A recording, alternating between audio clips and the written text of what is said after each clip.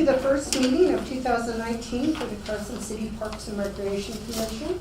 Madam Secretary, will you call roll, please? Sure. I'm sorry, I didn't mean to put you on the spot. Do you want me to do it tomorrow? No, I just have to get my board. Chairperson Kiever. Here. Commissioner Bagwell. Here. Commissioner Cassiopo. Commissioner Cartwright. Here. Commissioner Long. Here. Commissioner Meyer. Here. Commissioner Whitefield. Here. A quorum, Mr. President. Excellent, thank you so much. All right, we're going to move to public comments, and this is where members of the public who wish to address the Parks and Recreation Commission may come forward and speak on matters related to the commission. Comments may be limited to 3 minutes per person or topic. If you require an extended discussion time, please let the chairperson know so that we can schedule it for a future meeting. And under the law, we won't take any action on any matters raised during public comment. If you will come, also, if you would sign the sign-up sheet, but print your name, please, that would be most appreciated. Sorry. Hi, I'm Nikki Aker, Director of Carson City Health and Human Services, and I'm here for an introduction to the Community Garden Project. So with the help of many community partners, a community health needs assessment was completed in 2017. One of the common themes was nutrition. And after the community health needs assessment was completed, our next step was the community health improvement plan to address some of the needs and gaps that we identified. And it was decided that nutrition would be one of the priorities the community partners wanted to address by increasing fresh food available for distribution to food insecure populations, by involving youth in the design, development, and operation of the community garden, and in the future to promote interactive nutrition education opportunities with the emphasis on utilization of fresh produce. And we have many partners that are working on this, one being Cooperative Extension, so I'll let her say a few words if you'd like to. Good evening. My name is Lisa Taylor. I've just been here 2 months, so please be aware that I'm still learning and growing with not only what are the exciting opportunities and resources that are available, and certainly the tremendous support that you all have provided for the Cooperative Extension Service. Our particular program covers 6 areas, and the University of Nevada, Reno is the land-grant institution, so we do education, outreach, and research. Hence, when I'm the extension educator for this county, as well as my responsibilities with Story County, because I have a split appointment, it does create some unique opportunities, not only to work with you, but a program such as this. For example, we have a 4-H club that is the Garden and Health Club. And so they are actually using one of the plots, or at least that's their goal, related to the community garden that we work with, which is next to the cemetery.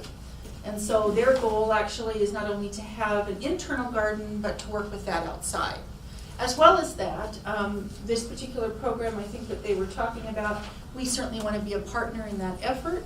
And so as we look towards not only the planning, but the potential execution, there's a lot of exciting possibilities, but that the partners are meeting together to not only define them, but certainly to try to reach the best consensus on success for the individuals, especially those that might be in the high school program. And there was going to be a student here tonight. Oh, come on up.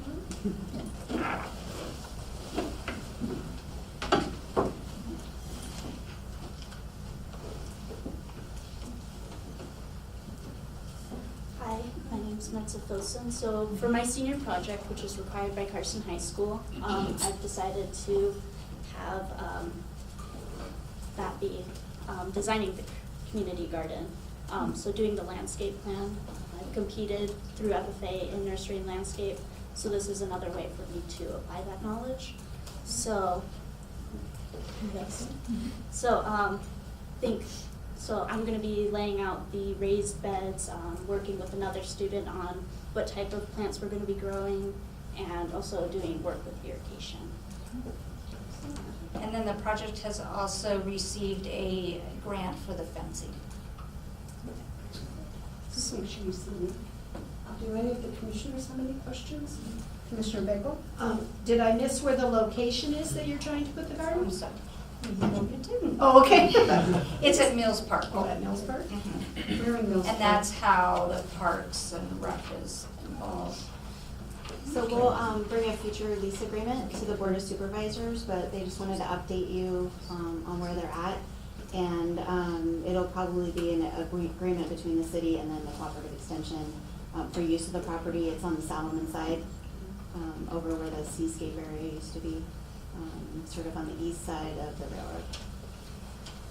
Kind of over by the It's sort of an drugstore. eyesore now. It'll be a great way to revamp that That'd be a area good and area repurpose for it.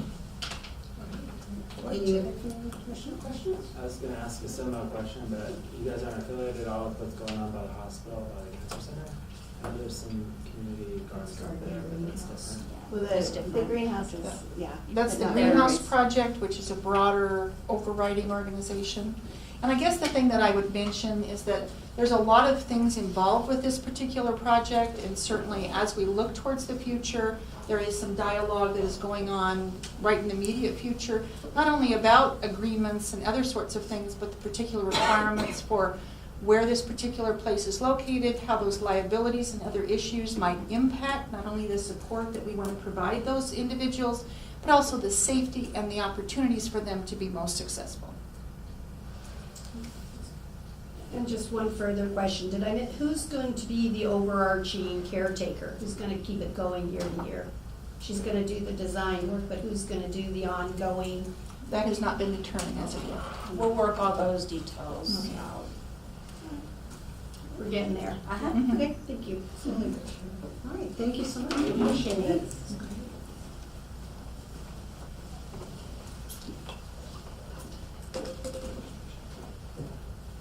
All right, on to possible action on approval.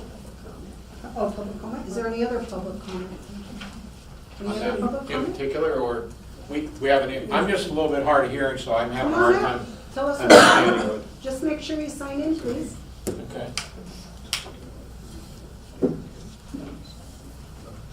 We apologize for the microphones that are under construction, so Oh. we're sort of half doing it, so thanks for being patient with all of us.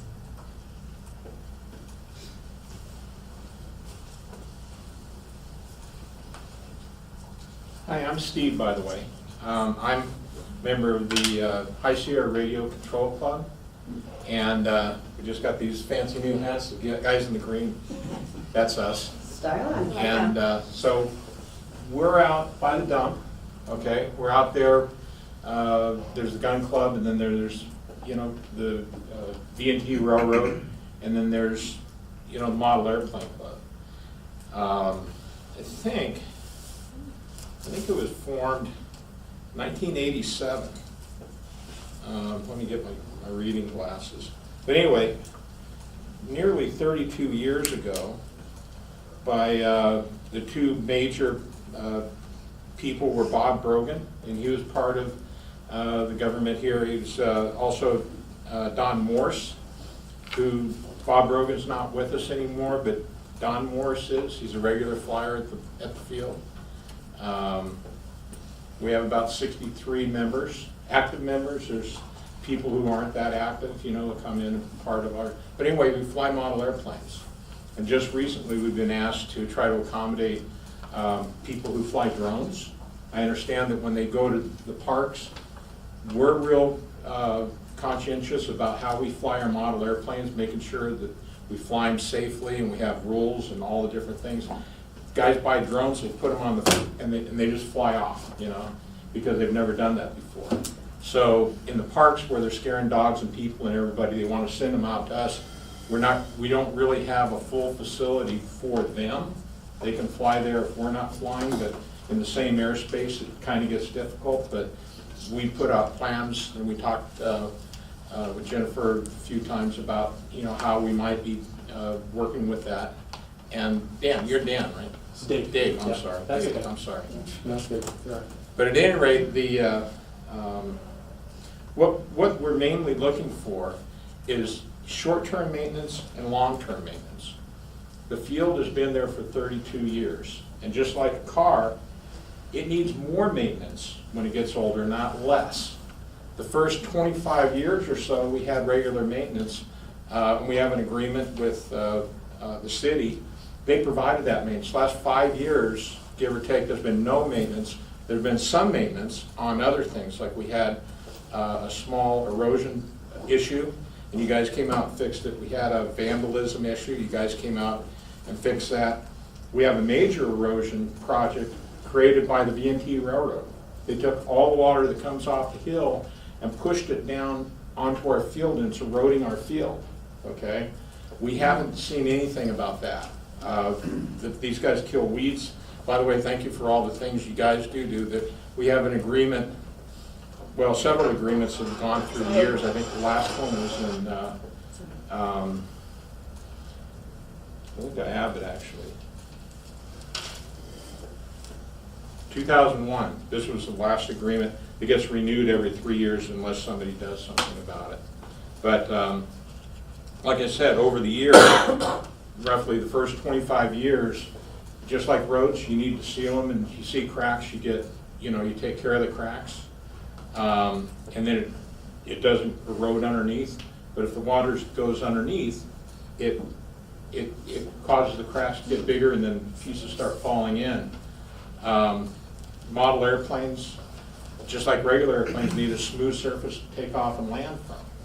It's already to the point where a lot of models that we can't fly there because the wheels are smaller than the cracks that fall into them. And it's just an unfortunate thing that the maintenance just didn't get done. So we want a long-term fix because I think it's done irreparable harm to the runway. But we need a short-term fix, okay? We need somebody to come out there and at least do something. It's been about 5 years. We've got some maintenance on other things, but on the asphalt runway, they just signed off and won't do anything. So we need, and I think they would come out once a year, or at least once every other year for 25 years. Some of the people, there was a different process. They just came over and said, hey, we need, cracks filled, and they come out and fill the cracks. I understand now there's a lot more paperwork and a lot more things to go through. But I didn't quite understand in the email that we were kind of spreading around what we were looking for. This is pretty much long-term, or is this long-term and short-term? Well, we have an item on the agenda for capital improvement projects, so that would be the appropriate time to discuss this from the board level. And they're going to provide the recommendations to staff about next year's budget.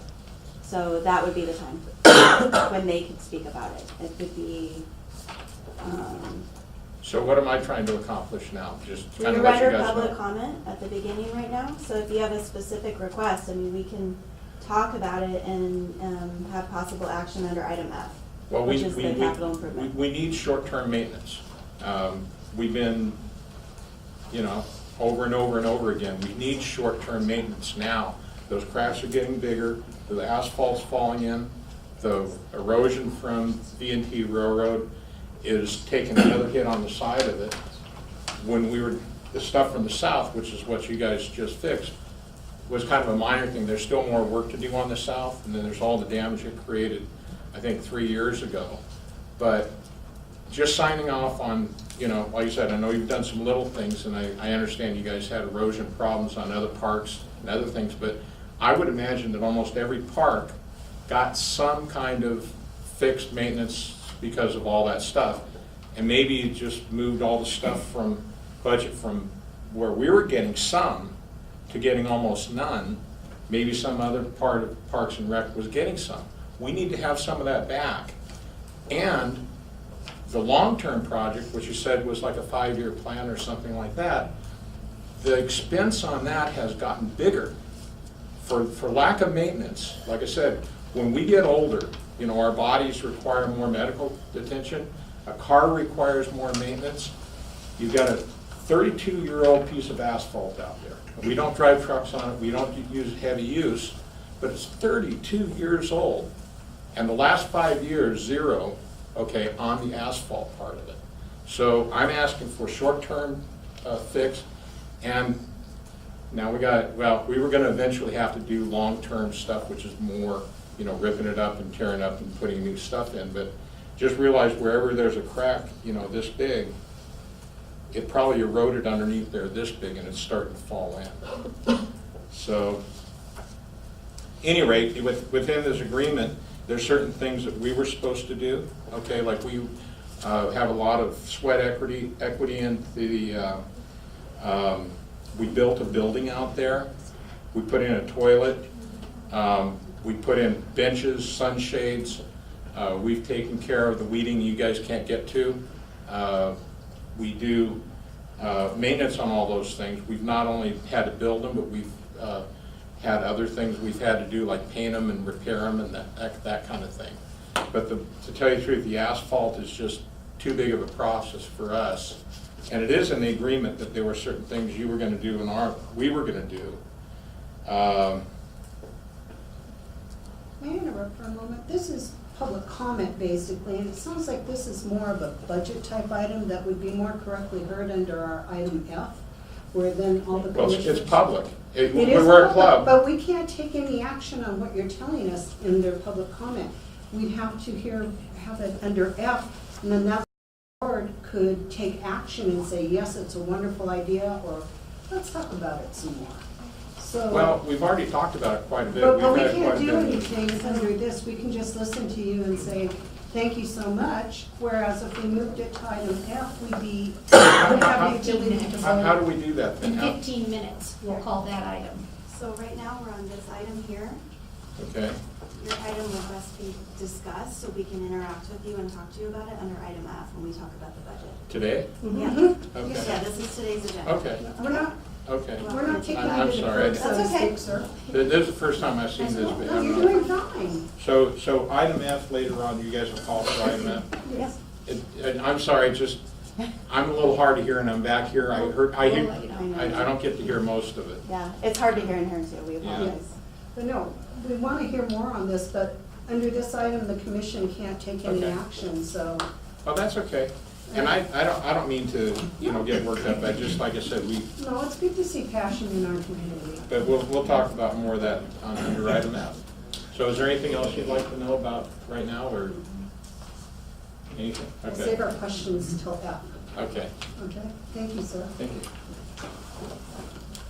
you. Any other public comments on anything? All right, and now we will move on to approval of minutes from our October 2nd and October 22nd, 2018 meetings. Has everybody had an opportunity to review these, and any comments? No?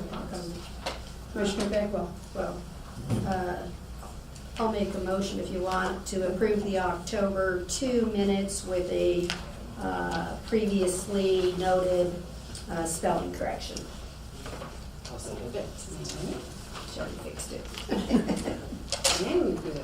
All right, so we have a motion and a second. We need public comment, don't we? I'm sorry, who seconded it? I'll second it. Not on this, it's Not on minutes. Okay, all right. All those in favor? Aye. Aye. All right, motion carries. All right, what about our October 22nd, 2018 meeting? Does anybody have any thoughts or concerns about those minutes? I'll move approval of the October, glasses on too, can't read the little numbers, October 22nd, 2018 meeting as presented. All right. Is there a second? All right, well, Commissioner Cartwright seconded. All right, any discussion? All those in favor? So, I was just looking, I was trying to verify this before, but I don't believe I was at the 22nd I meeting. think I was. And I don't think that the minutes came out. Am I mistaken? We're saying. It says you're absent. Okay. So I'm You were gonna- absent. I'm gonna abstain. that was the joint meeting that we had. He's abstaining, one abstention. I was looking for it and couldn't find it, so I wanted to verify it, but, I wasn't doing that meetings. So what happens when you don't join us? Josh Eller. We assigned you for all kinds of stuff. Yeah, we only told you. I mean, All right, all those in favor? Aye. Aye. And one abstention. One abstention. Excellent.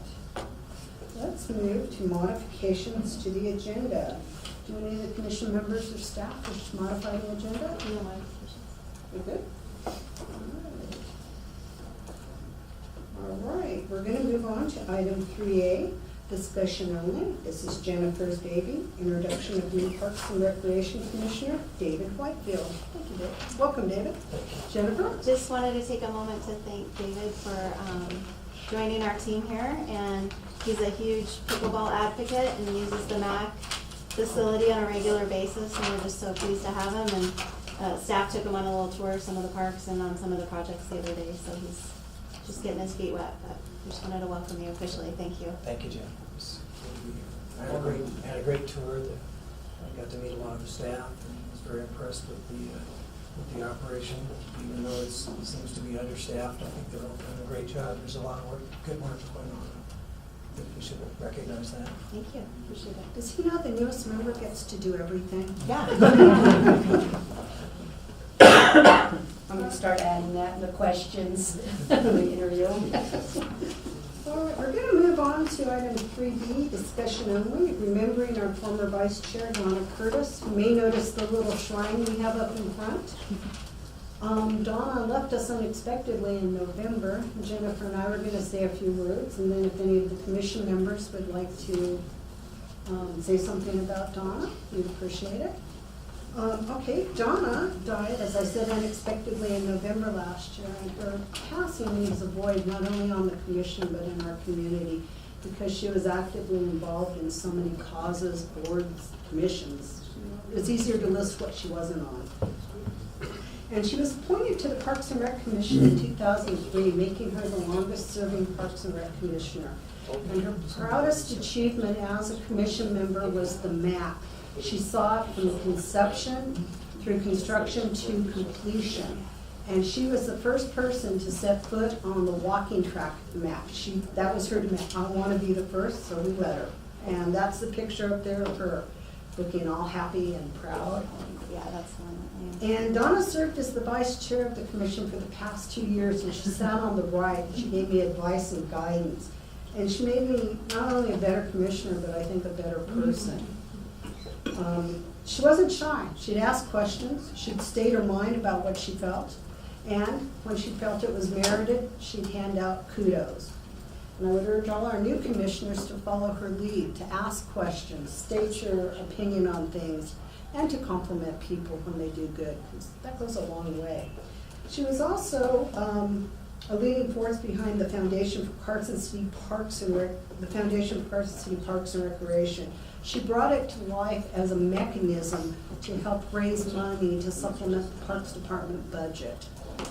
She was very proud of that. Several of us spent Donna's last birthday with her. We didn't know it was her last birthday. And it was a girls' lunch, if you will. We all had a good time. And it was memorable simply because Donna was there, she was talking, she was sharing. She wasn't lecturing, though, she was sharing. And Donna was passionate about many causes dear to her heart: the Democratic Women's Club, the AAUW, her book clubs, and multiple charity groups. Been involved in animal, she was on it. She was a founding member of the highly successful Sierra Nevada Forum, where she led talks on wildlife issues. She was always ready to volunteer and pitch in for so many causes, and we can't forget her love of dogs. Much of her work involved the creation of dog parks in our community, as she wanted a place for all dogs to play safely. And in the near future, we will be considering naming parks. Maybe we should consider naming a park after Donna. If not, then find some other way to honor her, because she did contribute to the community greatly. That's all I have to say. Jennifer? I mean, that was lovely. It's a hard thing to follow up. I think you said most of it all, but Donna was so passionate. And when I first got here, she said, well, I hope you're ready to work because we deserve the best. And she meant it. And she had a really healthy education in planning, so she was very passionate about that. She wouldn't hesitate to call our community development director and make sure that parks were included in that development and the trails that we needed. And she was a huge advocate for animals as well. And no one cared more about the department and the community than Donna. So we'll really miss her, and it was an honor to know her. Any of the other commissioners wish to say anything? I'd say both of you, as well said, and I would have thought maybe that the dog parks were actually equally, if not more, passionate to her than the Maxon was, but Yeah, so agreed. I think that maybe the Fuji Park would be something, a good memorial, something down there would be really good. I think when the time is right, we can work with the Discuss family it. on something, when they're ready for that. Fuji Park. Any other commissioners? Any public comment on this? Come on, CK.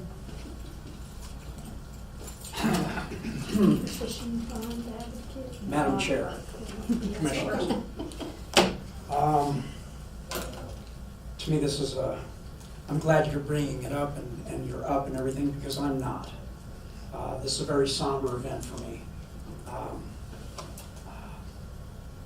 Donna, when you talk about animals, well, that included the fish. So she was a big proponent of Bailey Fishing Pond, of which, as you know, I don't even have to say it. It's big in my books, and so is she. And this was a complete shock, and it's too much. She was a positive influence to me. She was always a greeter to me. She was always welcoming to me to come in. I hope that what you see in the audience of the public today, I hope that this happens a whole lot more. This is a beautiful thing that I'm seeing today. This is almost like a beautiful memorial service, actually, to have all these wonderful people that have something to say about their parks. Donna was a friend, a lover of the pond. And she'll be remembered as long as Bailey Pond exists, and I think that's going to be a while. She will be missed, but she was a beautiful person. She had a great sense of humor and a very welcoming soul. Thank you, Madam Commissioner, Madam Chair, Commissioners. Thank you so much. Any other public comments? That being said, let's move on to item 3C, possible action to elect a chair and a vice chair of the Parks and Recreation Commission for calendar year 2019. Any thoughts? Commissioner? Do you want to take it? Jake, no. I'm gonna make a motion so I don't have to.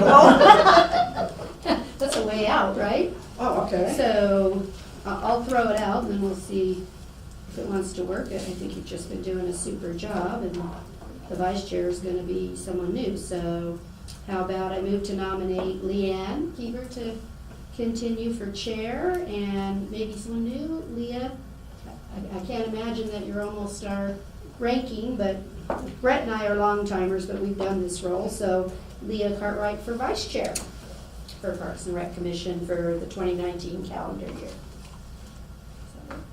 That works for me. Does that work for you, Leah? I think so. If so long as she shows up. Yeah, this is my third meeting, so. Yeah, I hate to say, long-termers. Yeah, let's do it. Any discussion? Second? It's a nomination. I'll second. I think it's good. I know I served as chair, and it was a big growing experience for me, and I'm an advocate for everybody over time for each chair, so that you see it from a little bit of a different view. So, vice chair is a great way to start. Maybe next year chair. And Leanne's been doing a great job, so might as well have a good coach. Great, So. thank you. All right, so shall we all vote? All right, all those in favor of Leanne Keever as chair, say all those in favor, and I'm going to abstain since it involves me. Abstain, okay. And all those in favor of Leah as being vice chair for 2019? Aye. Aye. Motion carries. I don't have to change seats. Yeah. We're going to go on to item 3D for discussion only, the The Park Program of the Month, presentation by the Carson City Culture and Tourism Authority regarding sports tourism and special events within Carson City. James Solano? Salanoa. I apologize if I butchered your name, sir. That's all right. That's all right. It's okay if I'm Oh, disconnect yeah. this right now. We've got a bit of an intimate setting here. Just for the record, would you introduce yourself? Yes, my name is James Salanoa. I am the events manager for the Carson City Culture and Tourism Authority. And thank you so much for having me here. Thank you for coming.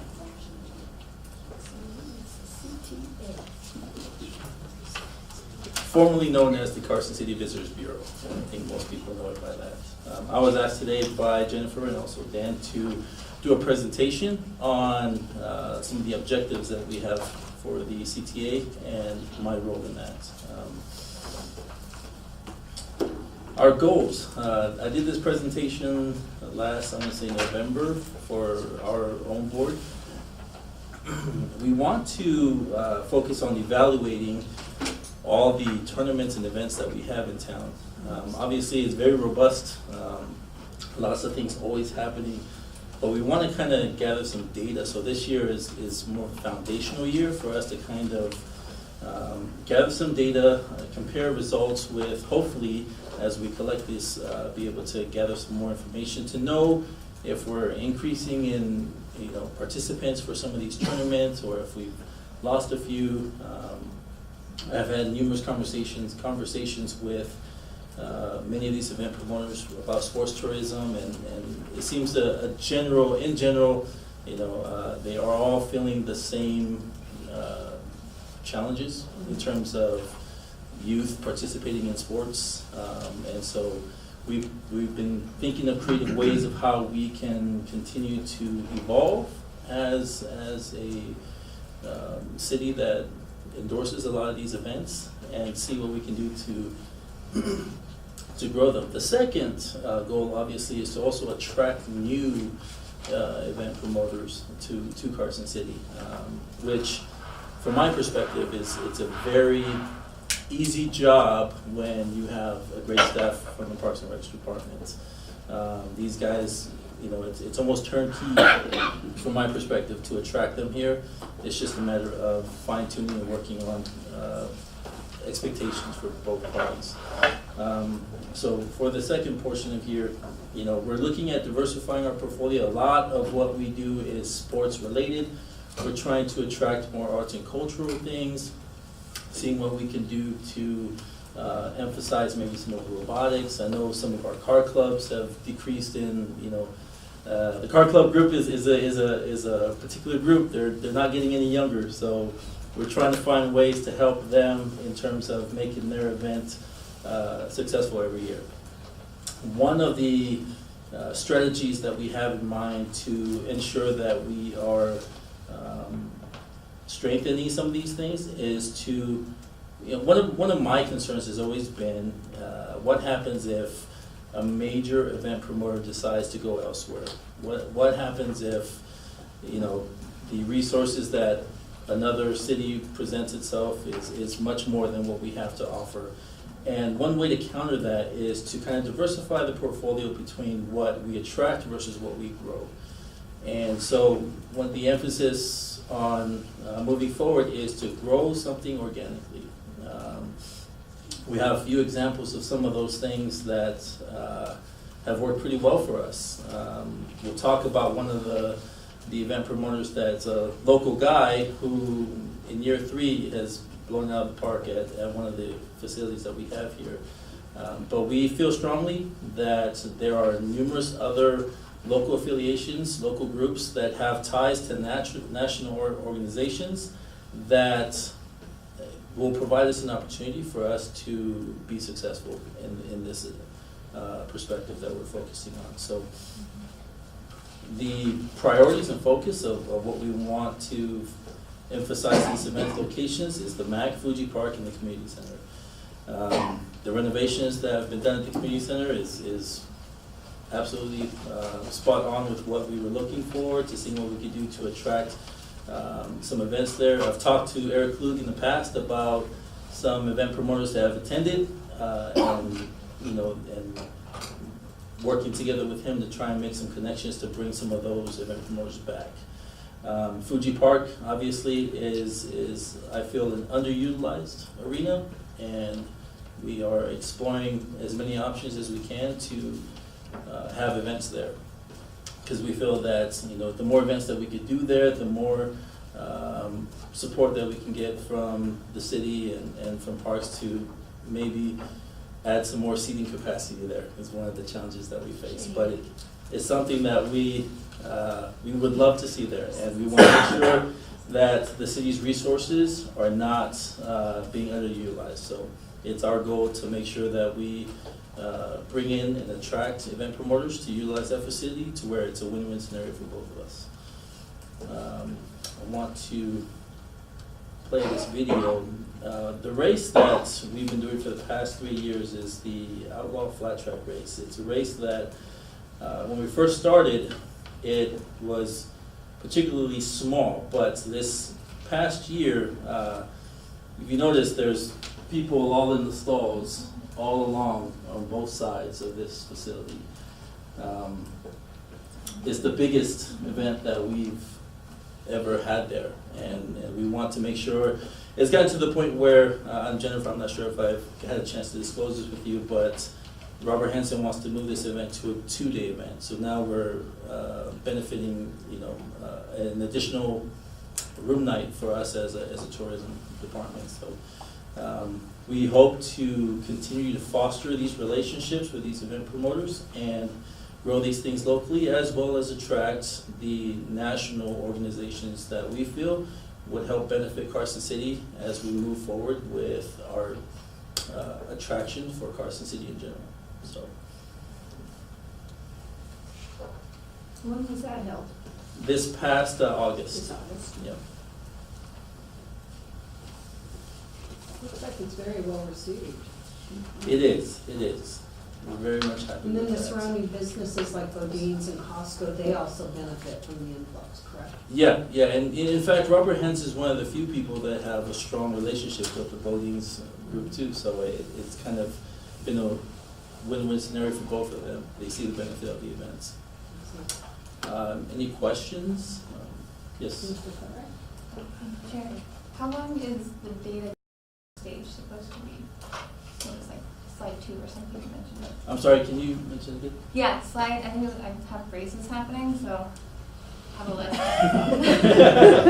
It's awesome. On slide 2, you talked about you're starting to gather data. Yes. So how long is that stage, the data gathering? So all the events that we have not had a chance to conduct a survey for is all the events that we're focusing on this year. So hopefully by the end of the year, we'll have data on every sports tournament event that we endorse at the CTA. And so at the end of the year, we'll have a very, very, very good understanding on all the events that we have. You know, it's difficult to make decisions on to continue to endorse events or to move forward with the event if we kind of don't know where we are now. So that's the goal in mind, to make sure that we get every single event that we have supported in the past, and to get some numbers for us to be able to have some, you know, data to work with. Can I follow you? So, just to clarify, this report that you'll have at the end of the year, you'll use it going forward to know which events to support or promote or sponsor? Combination of both. Some Okay. events, we there was an event that we stopped endorsing because we knew right away that it wasn't something that was gonna continue to grow. The product wasn't as good as what we wanted it to be, and so therefore we stopped endorsing that event. And some events, it's easy to eyeball it and know right away, especially if the product shows itself to be a quality product. And other events are more difficult because we're really hands-off. The Parks and Recreation Department, when they host these sports tournaments, we're really hands-off when it comes to those things. However, they've been coming for years, and so I think the last assessment of that was that we had data on was back from 2011. So it's time for us to kind of do an update on that. Awesome. Any other questions? Commissioner Bagwell and then Commissioner Whitfield. So the agreement that we have ends on June 30th, 2019, and you were just mentioning that you thought you would have data that supported whether or not to continue the endorsement of programs. So do you see that you'll have some of it before the expiration? Because I know that all of those events have huge impacts upon our parks. Right. And so I'm wondering if there's really an opportunity to do that jointly, that we're all on a clear understanding that here's the list of whatever, 20 endorsed programs, Mhm. and that we can ensure that the agreement actually is gonna cover the cost of those 20 endorsed events. Right. So because I'm really concerned that I listened to the radio control people just a little bit ago, that what happened, or maybe a better example is Mills Park. We got a whole bunch of events last summer.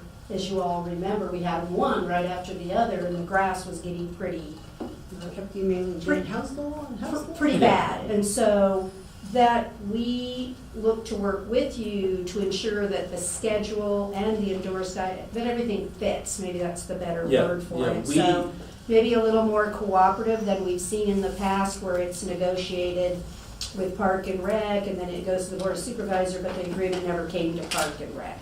Because I think we have a lot of valuable information we might like to share, and again, make sure that the endorsed items, if they're there, that it compensates enough to actually take Right. care of the park. Right, no, absolutely. Or we'll And a have lot more of the, maintenance problems throughout the system. a lot of the events, even new ones, right, it's gonna require coordination, it's gonna require understanding what's available and what resources are available.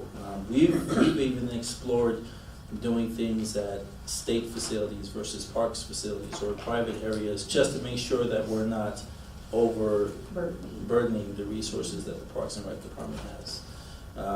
And so we're sensitive to that, and any discussion about any event that we do, we always make sure that we try to involve any, like, open space or whatnot, just to kind of get their heads up of here's an event that we're thinking of doing, what are your thoughts on it, what are the restrictions, what's the occupancy of, something like Silver Saddle Ranch. So we're very sensitive to that.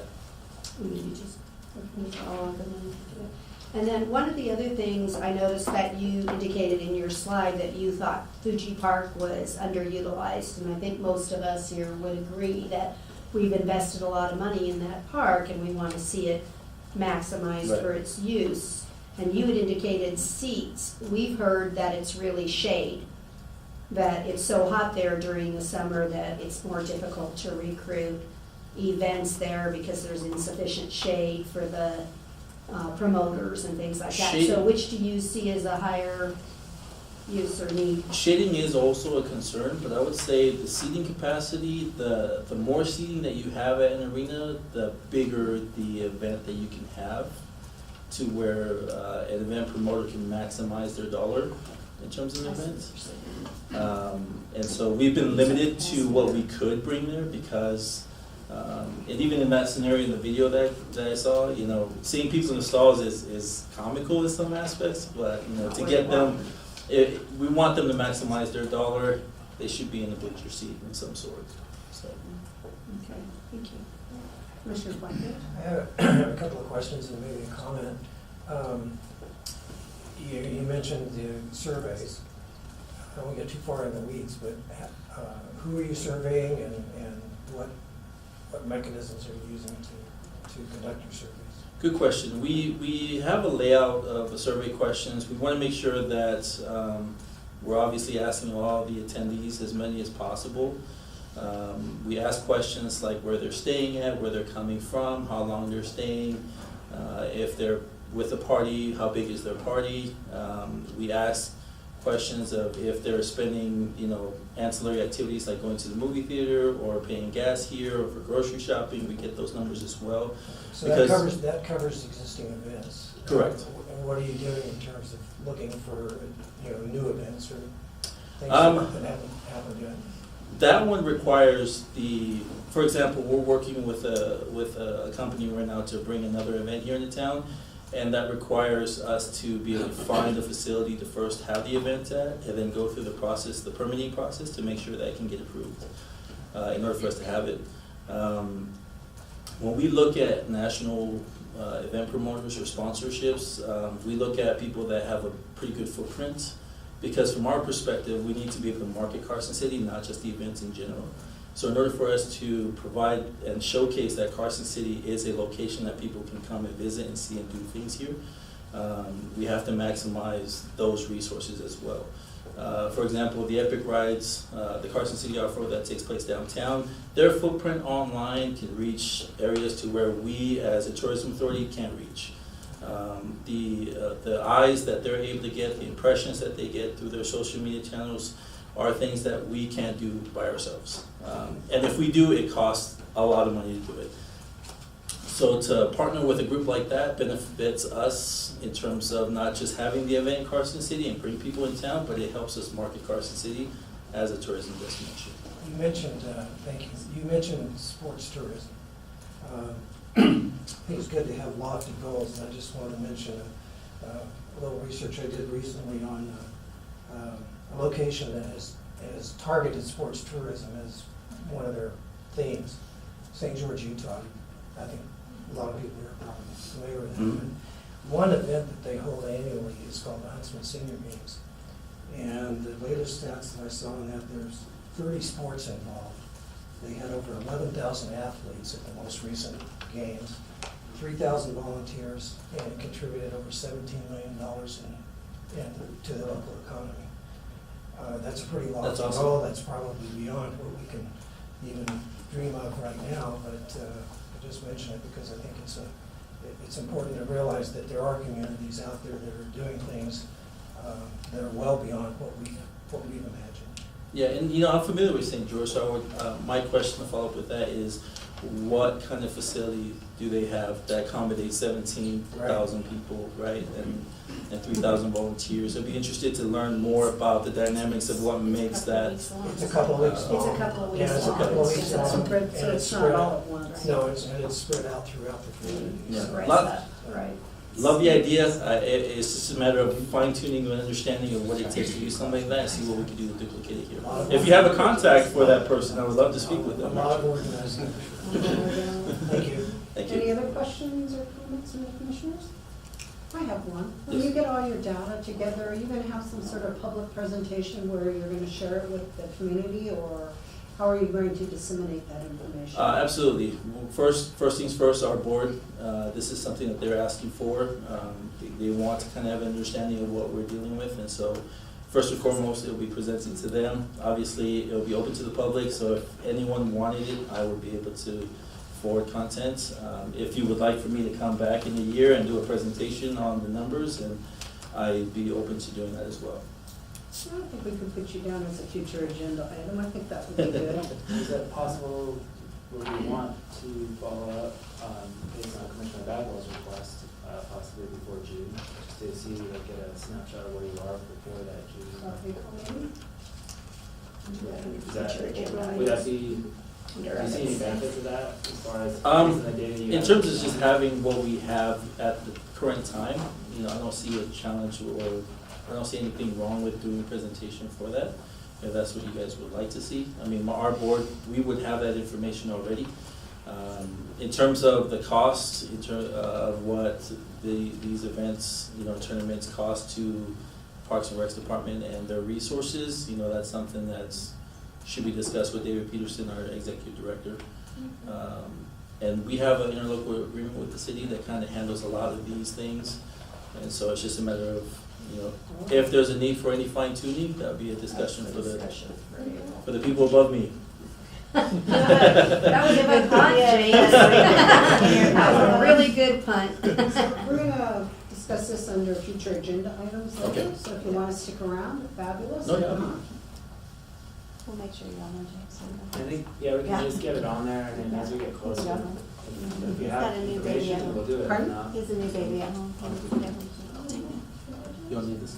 Okay, so, Thank you. If there are no other commissioner comments or concerns, let's see, are there any public comments on this item? Come on down, CK. I'm coming, I'm You're coming. really down in this. I want to slow things Come on down over, here. come on over. Thank you, Madam Chair. C.K. Bailey for the, Carson City for the record. Very interesting things going on here. First and foremost question, I'm sure this is like a very softball question, but did you take Joel Dunn's place? I did not. We have David Peterson, we were able to pull him from the Commission on Tourism. He was the executive director there, now he's the You executive stole director. him from the for- state. Excellent. Yep, so, Okay, well, that's a good one. As far as it goes, there's a fishing pond on the south side. He's looking for a tournament. It is it's a high dollar, high power piece of equipment that could make rather large draws. It's the largest, it's the most utilized urban fishery within the state of Nevada, according to the Nevada Department of Wildlife, which is our friend and partner in this. So we have city and we have the state that is together on this, and there's this is a 1 acre pond located at Fuji Park that is open to the public. If you're under 12 years of age, you fish for free. yep. If you're 12 or older, you need a license and trout stamp. It's a great place for family. You gonna give him a tour? Well, I'll tell you what, if A you'd homegrown like a tour, I'd be event. happy to give it to A you. homegrown event. Homegrown. Okay, we do have a kids fishing day that is coming up in May, I believe it may be the first Here's Saturday. my card. Thank you. Oh, boy, we're matchmakers up here. I've taken your time, and that's not good. I want to thank you, this commission, for hearing me out. If you want to do something with this, there are people and there are organizations that are ready to put in bodies, money, effort. Thank you, Commissioner. Thank you. Thank you. Thank you, Madam Chair, and all commissioners. Appreciate it. Thank you so much for your comments. Okay, You good? we're good. Thank you so much. I appreciate it. Thanks, James. Yeah, if CK were just a little more passionate, it might be better. All right, let's move on to agenda item 3E. Review, discussion, and possible recommendation to the Board of Supervisors regarding the naming of 3 park facilities. This is going to be Jennifer and Dan. You guys want to take it away? That would be me. So Dan Arp, Recreation Superintendent for Carson City Parks, Recreation, and Open Space. So we have 2 new parks that are currently under construction. Exciting time. Both are scheduled to be completed. We don't have exact dates, but sometime in the spring, mid to late spring. We're hoping for those to be open to the public. And so because of that, we need to go through the process of getting those officially named. And Jen had asked me to go through the process of creating a survey to send out to the public under the guidelines of Resolution 1988 R59, which is attached in the packet. It gives us some guidelines about how to go about seeking the public's input on park naming, and also gives some guidelines as far as how the park should be named, such as being named either after a geographic location or historical or something related to that location, or potentially naming after an individual in the community, and some guidelines for that. And so I created a survey that we sent out to the public on January 11th, so it was available for 11 days. And we kind of used every outlet that we had available to us to try and get as many respondents as possible. And in that 11-day period, we were able to receive 336 responses, which obviously, out of a town of 55,000+ people, we'd love to receive more, but we also feel like that was a pretty decent response for this kind of survey. Was there some sort of continuity in the names, or did they go all over the place? As far as the names we Did- submitted, Yeah, was there some sort of, everybody said, let's name it the Joe Bob Park, or were there just a bunch of names? there were a bunch. I'll go over the questions and then what the answers were. So mainly, obviously, the purpose of this is just to present you somewhat public's opinion, at least a percentage that filled out the survey out of the whole community. So then you can be guided to use that in your decision to actually name the park, or at least to send a recommendation to the Board of Supervisors. So the survey had 7 questions in total. It was a pretty basic survey. Basically for each facility, we gave them a question that had a few options that had either been presented to us or were staff recommendations.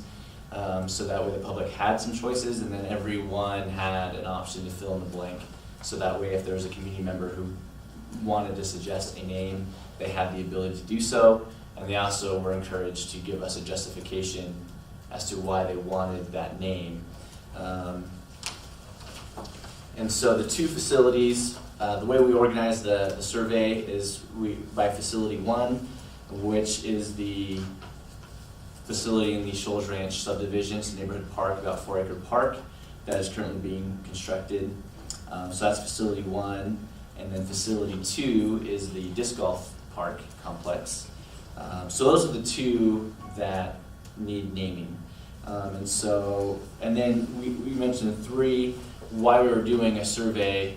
There had been some discussion about potentially renaming the Bob Boldrick Theater since it's being renovated.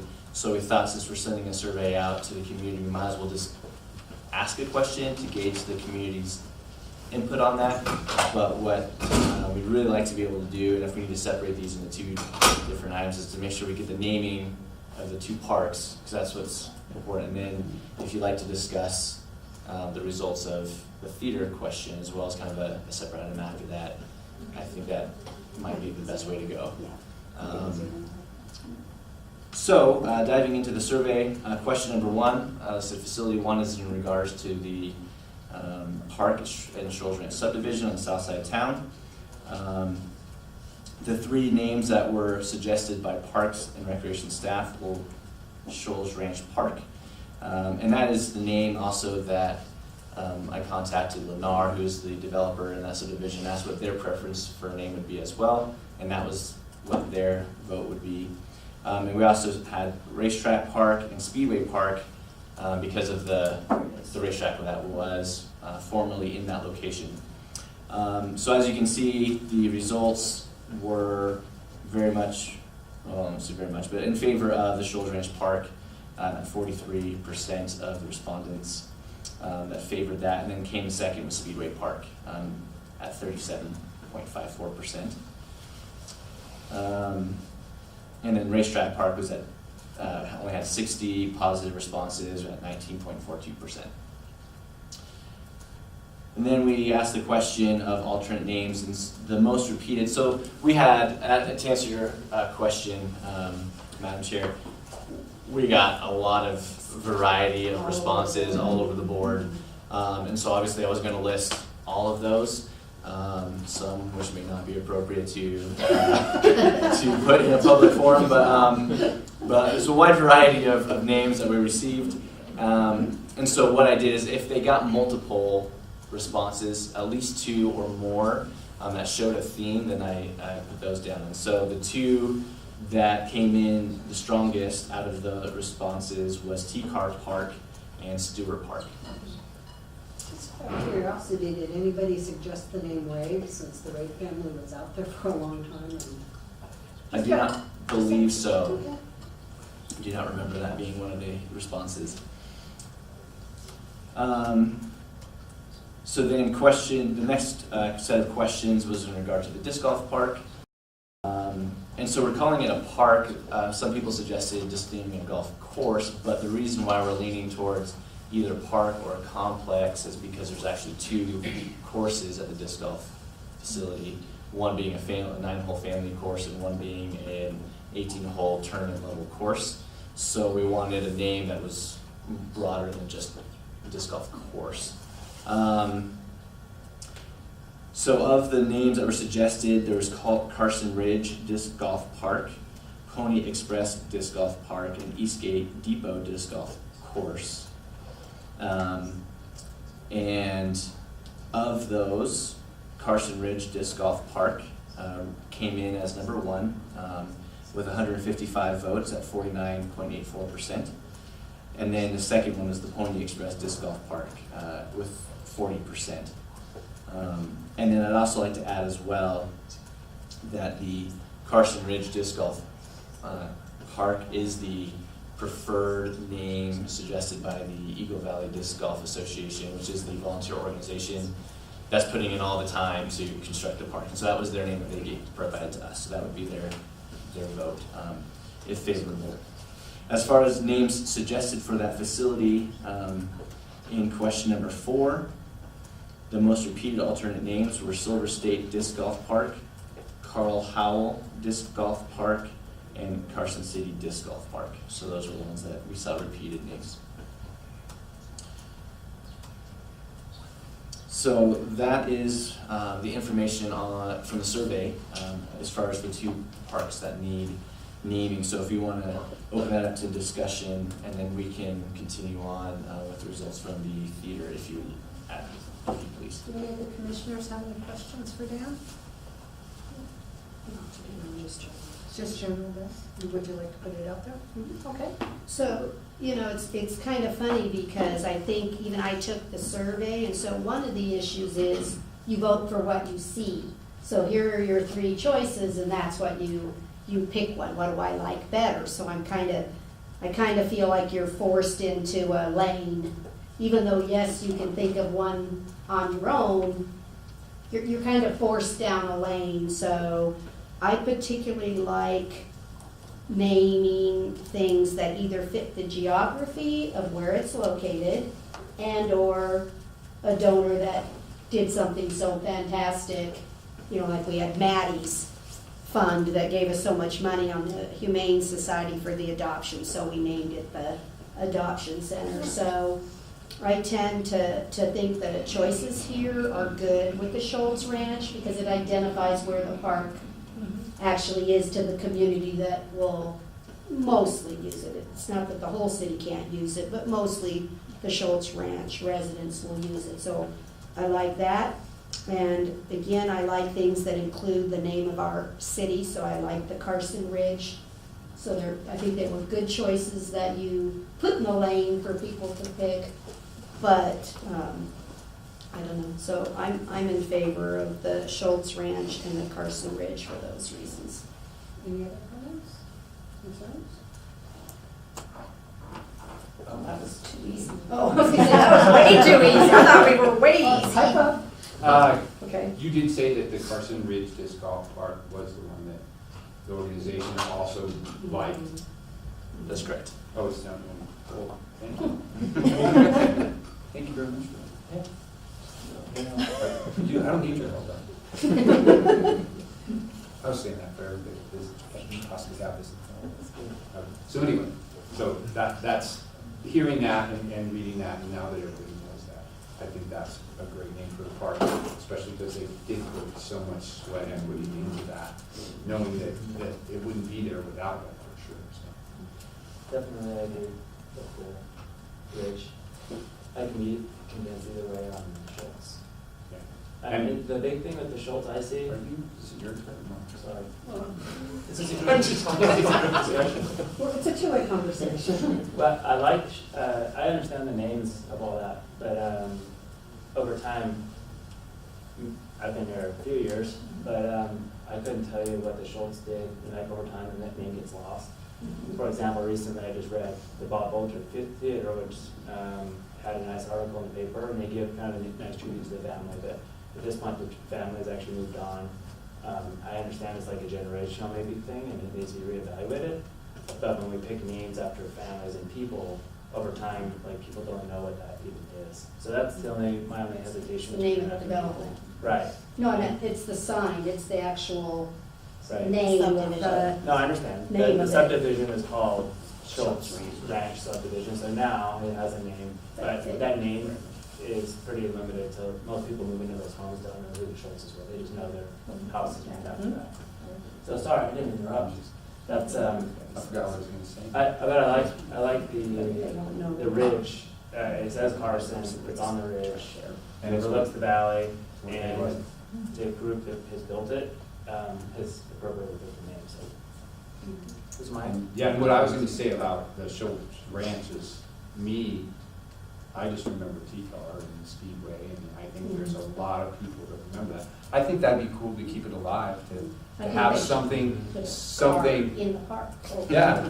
We do all that. All the You little know, playground so- stuff should be little cars. You know, Anyway. so maybe They're there's, already maybe there's a picked, major. And they're not car related, I'm pretty sure. I just remember We growing probably up missed an out there, opportunity then. the matriarch of the Ray family, everybody just lived in terror when she got behind the wheel. Oh, yes. They have to jump and just, have this old pickup and she just jumped. So I like T-Car and Speedway and Racetrack Park just because that's what I remember being out there forever and ever, so.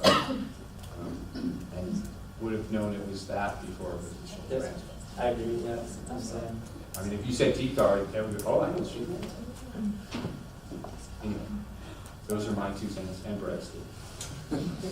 Any other commissioner comments? Whether I want I think I have a question, Okay. just to make sure, when you pick these names or when the names are suggested to you, do you do like a quick search to see what comes up currently when you search those, just to make sure they're not weird or unusual or used?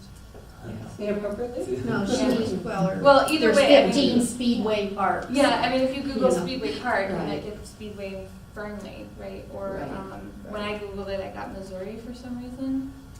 Urban Dictionary comes up with weird things, so I'll Google those, but, just Yeah, be curious. careful what you aspire If you to. evaluate those. So, no, great question, and no, I did not.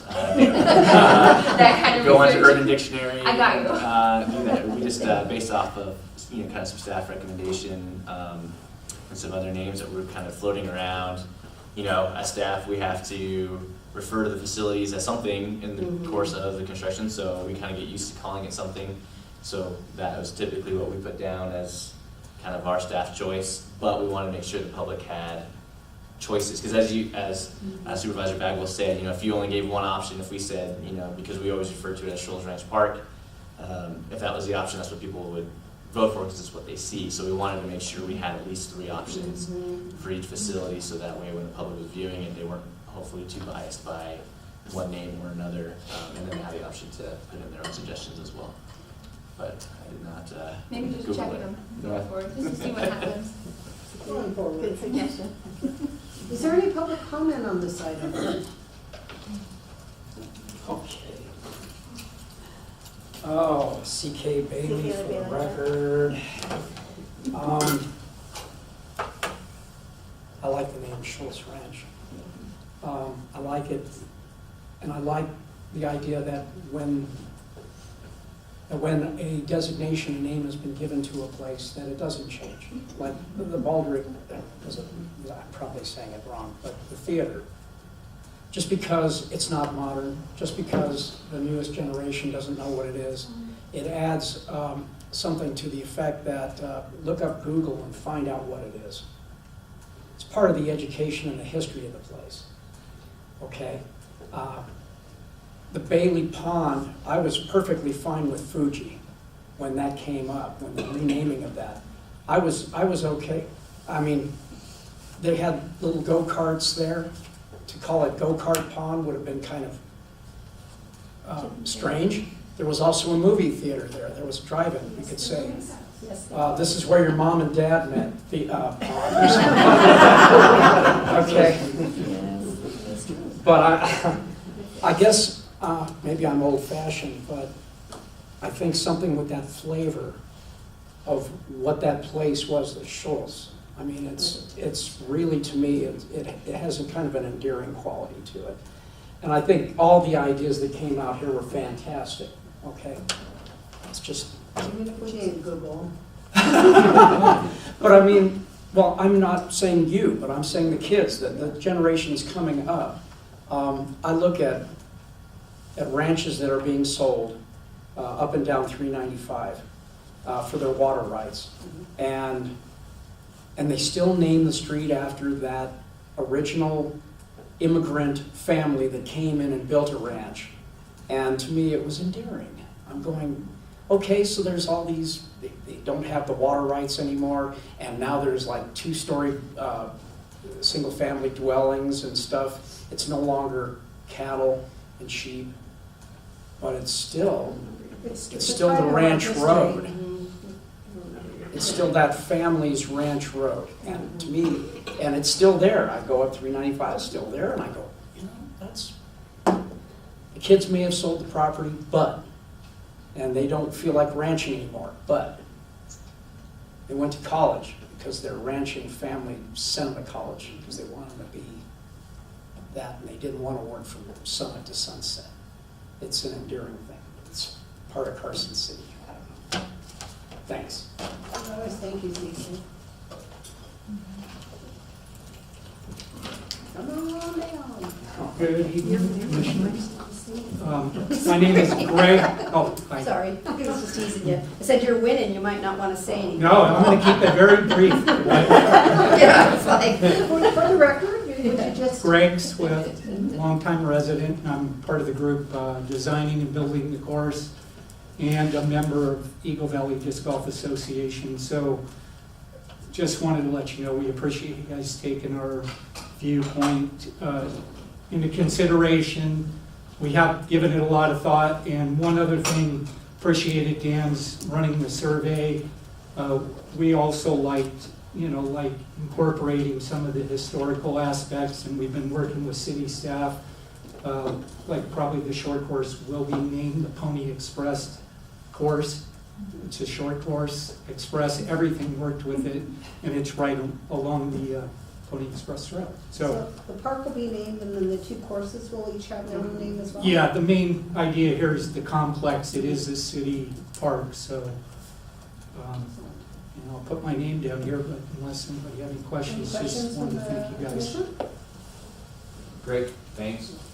Uh, I know how long you've worked you had on this. 155 followers to name it. Have you We named the told you long only course? vote once. I actually didn't persuade too many people. We got a lot We've of worked long and response. hard on this project, and we They're appreciate doing it. an amazing job. And We're getting close. Basically- And we're gonna be neighbors with the RC club, so There you hopefully we'll go. be good neighbors. That's great. Okay, thanks. Appreciate it. Thank you so much. All right, so what is our pleasure? Do we wish to vote on the two parks and then move on to the theater? Okay, so I'll entertain a motion on the naming of the parks. I'll make a motion to go with the most voted choices as described by Dan. Shoals Ranch Park and Carson Ridge Disc Golf Park. Let's do that. Second. Any discussion? All those in favor? Jennifer? I'm We sorry. need to recommend to the Board of Supervisors in your motion. So you need to, At the beginning of that motion. She's fine. I just want to make sure. Okay. okay, so we've got a motion and a second. All those in favor? Aye. The motion passes. So Dan, let's move it. Pardon? I'm seconded. Well, I'm sorry, I should have said that. All right, let's move on to part 2 of your presentation, the theater here in the community center. Okay. So, like I said before, we weren't necessarily intent on renaming the theater. We just wanted to get the public's, see how the public felt about some different names, since that had been a topic of discussion. So we did create a question, and so we kept same question we asked on the other two park facilities. We provided 3 options. One of those which we kept as Bob Baldrick Theater, because we wanted the public to realize that that was an option. We weren't necessarily saying we are changing the name.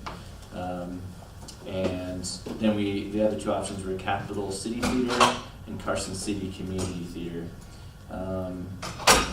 And Bob Baldrick Theater, I was actually tracking as responses came in. Actually was the #1 choice. People wanted to keep that up until the very end, when we got a big push over the last weekend of the response, and it actually dropped down. But so according to the survey, Carson City Community Theater did come on as the most popular name. However, what you don't have access to, just because I couldn't print all that report, was the amount of comments in support. Similar to, very similar to what C.K. Bailey suggested as well, that just, if we name something, to keep it that way. And so there was quite a few responses in favor of keeping. They may not have necessarily, some of the comments said they may not necessarily know who Bob Woldrick is, but we know that it was named after him for a reason, and we should keep it that way. So our analysis is saying that Carson City Community Theater is the most popular choice, but out of, I guess, respect for Bob Woldrick, what he did as a staff member here, working for the theater, and for his family, our recommendation would be to keep the name. However, there can be some discussion as well if you'd like to keep it Bob Woldrick Theater with the tag name basically of Carson City's Community Theater or Bob Woldrick Theater, the Capital City Theater, or something to that effect. But that would be kind of the direction that we felt would be best. But now it's obviously for you to decide the direction of that, unless you have anything to add. Thanks, Dan. Jennifer Budge, Parks and Recreation Director. We've received probably a couple dozen calls, people concerned, people that knew him, just wanted to express how wonderful he was, and this is in no way intended to discredit anyone or not honor his memory. But this all actually started, the Carson City Chamber of Commerce and Western Nevada College actually made the recommendation, should we consider renaming it, because they have a very difficult time from a marketing perspective, just from a practical side, letting people know where it is, trying to get people here in the right way, and then when they're marketing out of state, and we've had this conversation with the Culture and Tourism Authority as well, that would be helpful for their purposes. So it was definitely nothing personal about the name, and we thought maybe a good compromise is, like Dan said, adding just that tagline so they could help And that would help do that. assist those two entities in their marketing efforts? Yeah, Just adding I the think that tagline? would be We need our sufficient. Google expert, so if you Google Carson City Theaters, does it come up with Bob Woldrick? You know, and sometimes, Carson City Community Center is the top, followed by Stadium Ford, Cinemas, and Galaxy Fandango. so it But comes no up as Bob Carson Woldrick, City, comes up as what? Carson No City. Bob Woldrick at all. But the theater phone number and contact and a Google search does create the theater. I mean, the information comes up, just doesn't say it's Bob Not Woldrick. Carson, Right. California, we get that. No, right, not Carson, California. We get that a lot. Know what I'm saying? Yeah. So if they're saying there's a marketing issue, I guess I just want to connect a dot there, because when you Google it, it actually is coming up. The Carson City Community Center and a contact number would be available for somebody to get to it. So I'm trying to get the understanding if Bob Woldrick is actually difficult. Because I agree, no one's gonna, unless you're looking for it, you're not gonna Google Bob Woldrick. But if you look for theater in Carson City, you do indeed get us. We don't have to do anything, I just wanted you to have some context to where this all came from, and Well, in the discussions you had with people on the telephone and so forth that were endearing to keeping it Bob Woldrick Theater, there was no aversion to tagging Carson City Community Theater? no, not at all. Every person that I talked to, I had that conversation with them, and they were very understanding of that practicality of it and the need for just something simple, but they were all fine with that. So, yeah, So if we were to very have logical. tagline, do we need to take any action? Or It's can really we? not addressed in the resolution, and I think, to me, it's more of an operational thing, but, I think I Lori. don't know, Lori. Well, I kind of have a couple of issues, and I think part of it fit for me. I always go back, I read the ordinance. So does a refresh of the seats create this need to give a new name? Because the ordinance really deals with, it's something new we're bringing in, and so it needs a name, because it's not the Wasn't that XYZ before? development over there. And so I guess I look at, are we gonna be doing more to that theater? Because we're not gonna stop with the seats, we need to do the orchestra bit.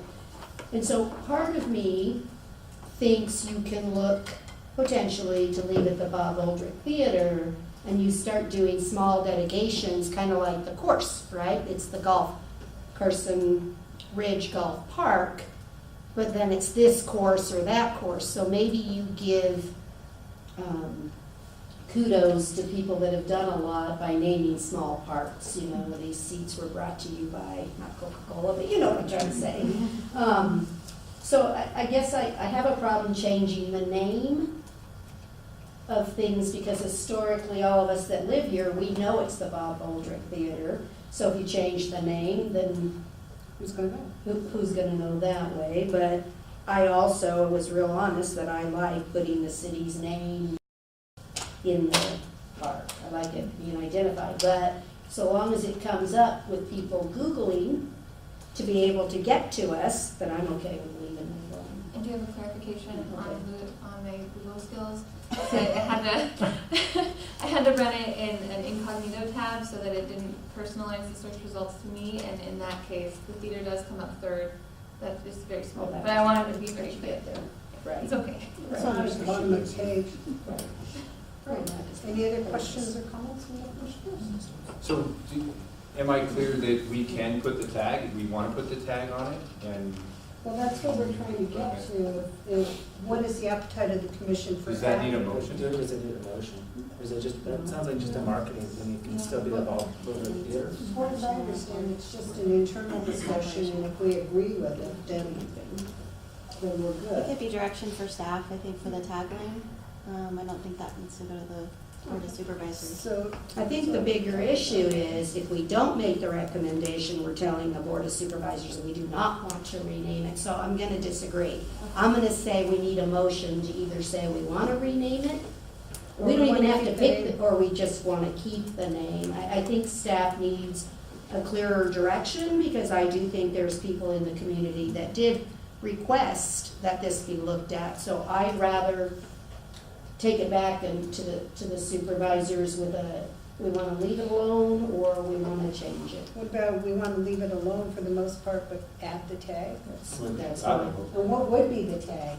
I'd like the motion would be, Well, we're not quite at the motion. well, I would say the Bob Aldrich Theater, Carson City Community Theater. Bob Aldrich, Carson City's Community Theater. How does everybody else feel? And then Commissioner Cartwright, back to you. Does anybody have any thoughts on that? So you're saying make it Bob Boldrick, don't repeat theater twice, right? Bob Boldrick's Carson City Community Theater? That's correct. Right, so we're not saying theater, right? Commissioner Cartwright?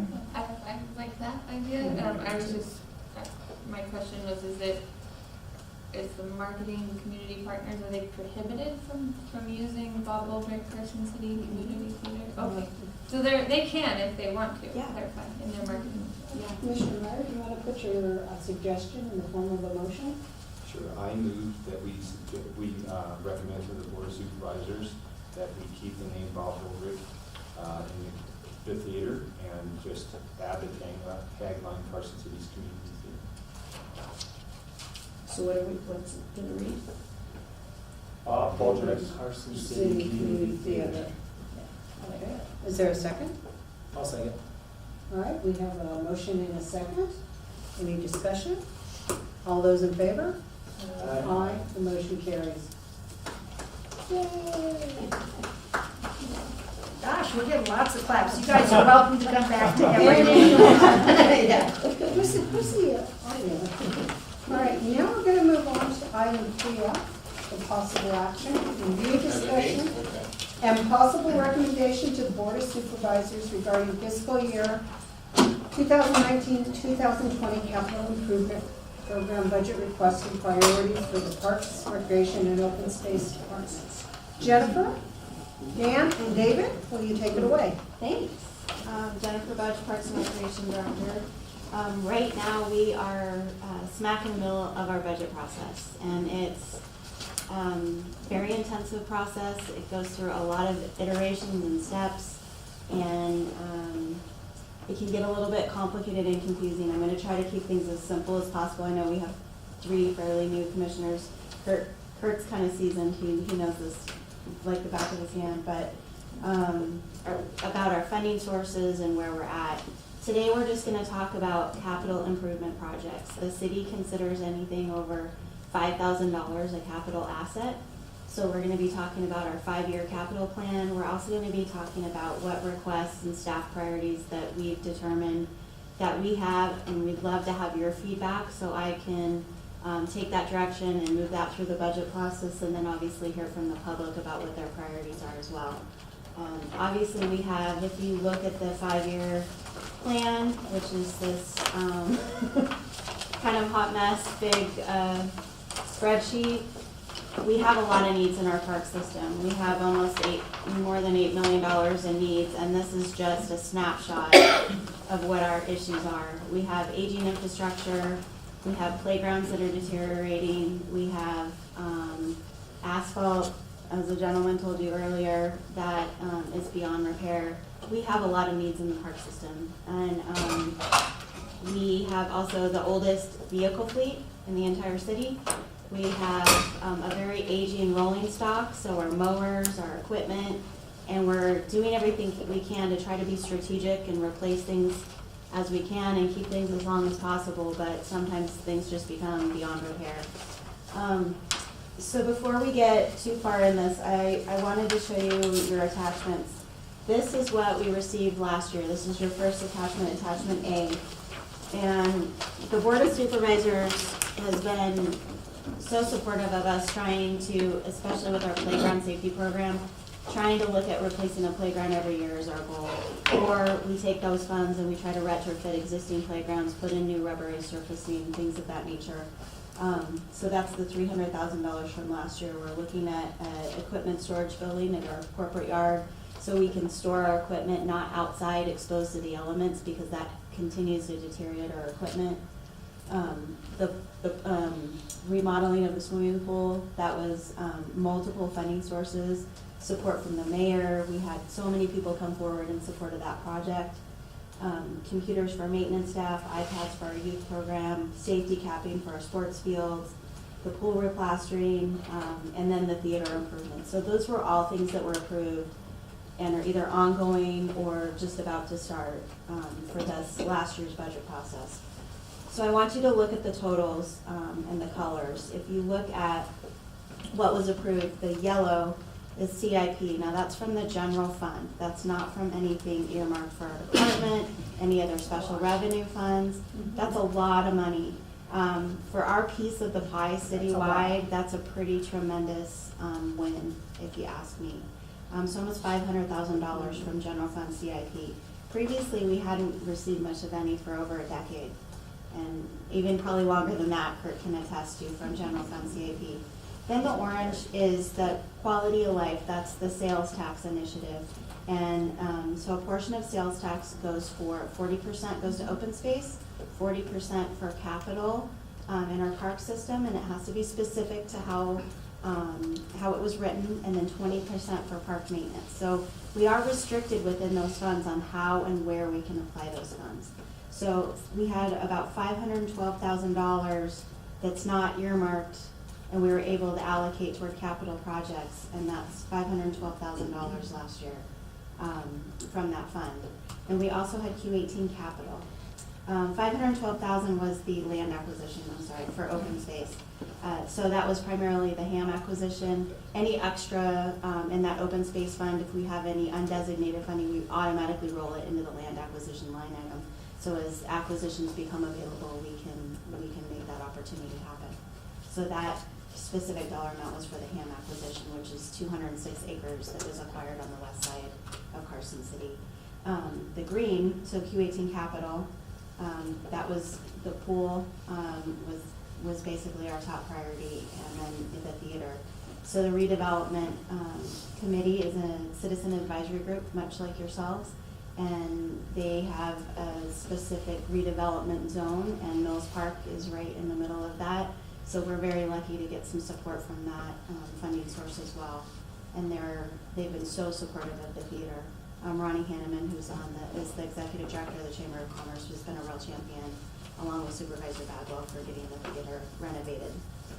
And then I'm gonna pass this and take you to the third sheet that you have, which looks like this. And these are the staff priorities. Really, we've had, 7 or 8 meetings with staff over the last month and a half, really trying to go in our needs for equipment and that rolling stock fleet, every facility that we have, you know, what have we asked for and asked for and asked for year after year, and we just need it. So these are the priorities. There's two ways to request for a fund. There's a minor CIP request, so those are items that are under $5,000. And then a major CIP request is $5,000 or more. So it's basically that simple, that major or minor. In the last 2 years, at least 2 budget rounds that I've been here, we've been very successful on some of the minor requests because they're able to make some things happen. The major CIP requests, so these are items that we would be requesting from the general fund. The bottom in your red are your Q18 capital requests, so those would be from that sales tax amount. And the reason we targeted that amount, we're really strategic with each of these beyond the priorities because we know we won't have more than probably $500,000 available in Q18 to maneuver. So within that fund, what's eligible, what are our top requests from staff, and what are our greatest needs in the department. So if you don't mind, I'd like to just kind of walk you through this, and then I think we could be able to discuss after that. The minor CIP requests, our number one priority was concessions for the Centennial Park concession stand. We bring in almost $300,000 in revenue at that facility every year. We want to make sure that the staff is safe. We want to make sure that cash handling meets city standards. We would really benefit from having cameras at that facility to help monitor staff, to help monitor the public, make sure that everything is What's safe. my number? So minor CIP request, priority number 1. That's on this sheet here, right? Oh, And then priority 2 is a parks maintenance training room, IT upgrades.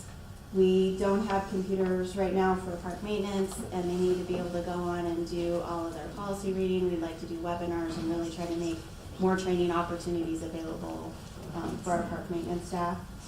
The next few, let's see, split rail fencing for Lone Mountain Cemetery. We desperately need fencing so when people drive in, they're not driving over grave sites and dishonoring anything at that facility.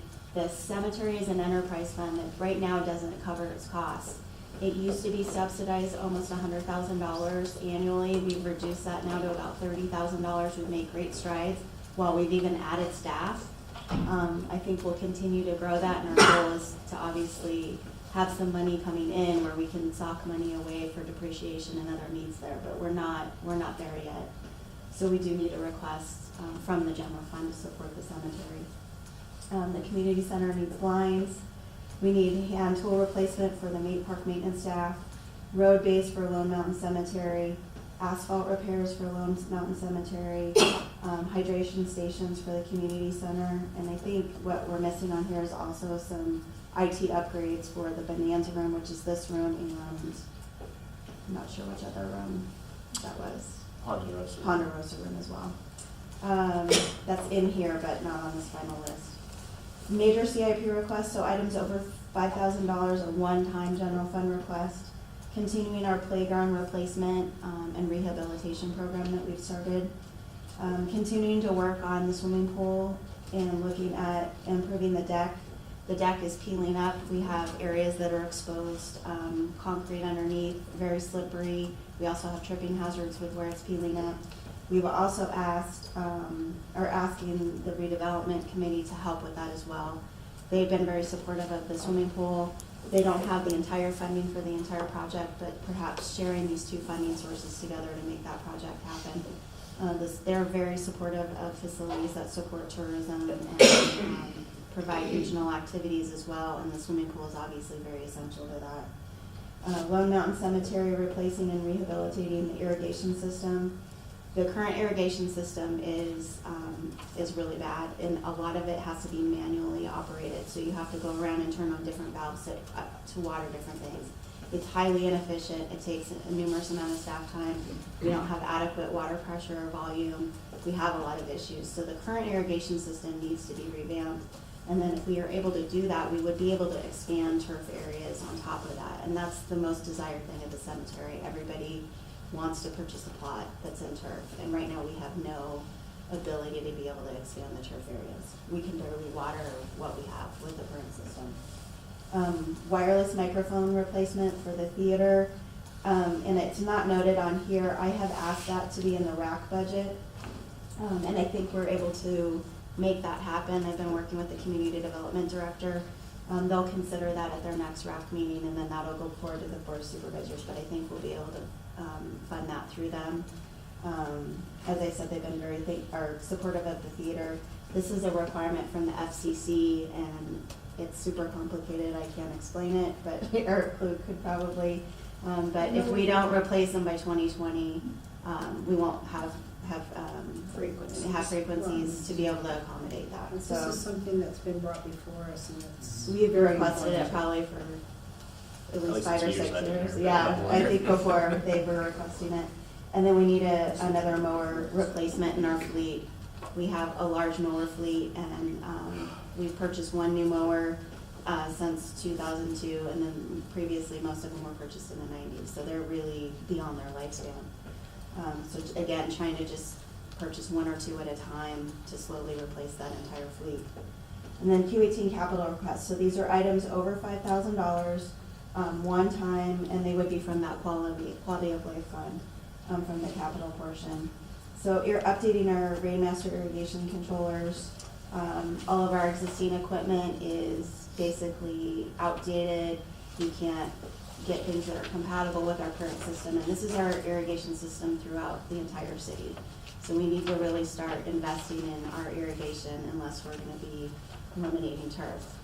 So we need to, and I have Dave and Dan here to answer specific questions that you might have on these items. I'm definitely not the technical expert on each of these, so they're available to you. The aquatics plumbing, the plumbing and heating system in the aquatics facility, and I'm sure Kurt can attest to this, is just failing over time, and we need to really start reinvesting in that plumbing infrastructure. So we're looking at sharing some expenses between the Q18 maintenance fund and Q18 capital to start to make that happen. This is probably not even a dent in what's needed, but it could probably be a first phase in addressing those needs. And that's not something you're gonna see, but obviously if we don't have heat and we don't have water, we don't have a swimming pool, so we need to look at that infrastructure. That's also something that probably could be requested from the facilities division as well, so we put that in here as a way to try to move forward. A Kubota mower, and again, part of our mowing fleet, and then resurfacing the mat floor, we're trying to do that every other year. And so that would be $12,000. So I know this is a ton to digest. It's been a lot for even staff to try to work through, and I know we have some new people here. But I wanted to try to give you that summary of what the staff priorities were, at least for the point of discussion.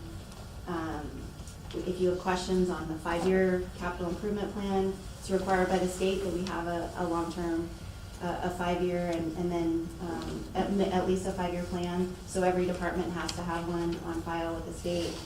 So we have that. It definitely has, it's a dynamic document that's always changing. I mean, we constantly have new needs and then are able to solve some other problems sometimes in a different way that we weren't anticipating. So I'm happy to answer questions. Dan and Dave are here as well to help you if you have questions on proposed projects or priorities. Any questions or comments from the commissioners? Commissioner Bagwell? So while I'm looking at the recommendation of staffing, I don't see dollars set aside for the range. I submitted a capital improvement request for the rifle range. It is on your. It's on that one, but it's on not this. on here. Yep, so I put in a capital improvement request. I put $500,000 for that. These are still the staff priorities from the staff level. I know from the community's perspective, I think that we have other dollars that we can allocate. There's a lot of other ways to do it. I don't know how I'm gonna fund these other things if that were to take up the whole pot. So it's just, these are difficult decisions to make. But I did submit all the forms required, and I put in a request for $500,000. I'll try it a little different. Sorry. Well, I recognize what the staff is indicating here. I don't think it's what the Board of Supervisors, and I just want to be clear to all of you and be fair to everyone in the audience and to anyone, well, who might not be listening because we're not live, but, you know, the board has made it clear that we're going to invest and get that range back up so we can open it. Sure. So I also don't want any false sense that we could vote to ratify what the staff says, and then you're all gonna be disappointed when we come through and start striking, because we're gonna make up the difference for the range. So I just need to be, I always wanna be right out there so everybody's aware that I'm not gonna say there's $500,000 also available somewhere else either, that we wouldn't start, what's the right word for it, taking, I'm not gonna say we don't take from every source that we possibly legally can, but it doesn't mean we're gonna be able to allocate all of these items without taking some of them off the list. And so we have to be realistic in setting these priorities also, so that we know, I'm just telling you that the range is gonna get some money to fix it so it can get open. It's a park that is heavily used. There's, you know, a lot of pressure, like any park, right? When we had the floods and we had trails closed off, That's my question. we get Like, a lot we had of those pressure. floods, where did that money come from? The majority of it, a lot of it was insurance and FEMA money, right? So, For the repairs, so But, and a lot of in-house. A lot of it, majority of it wasn't questioning FEMA money.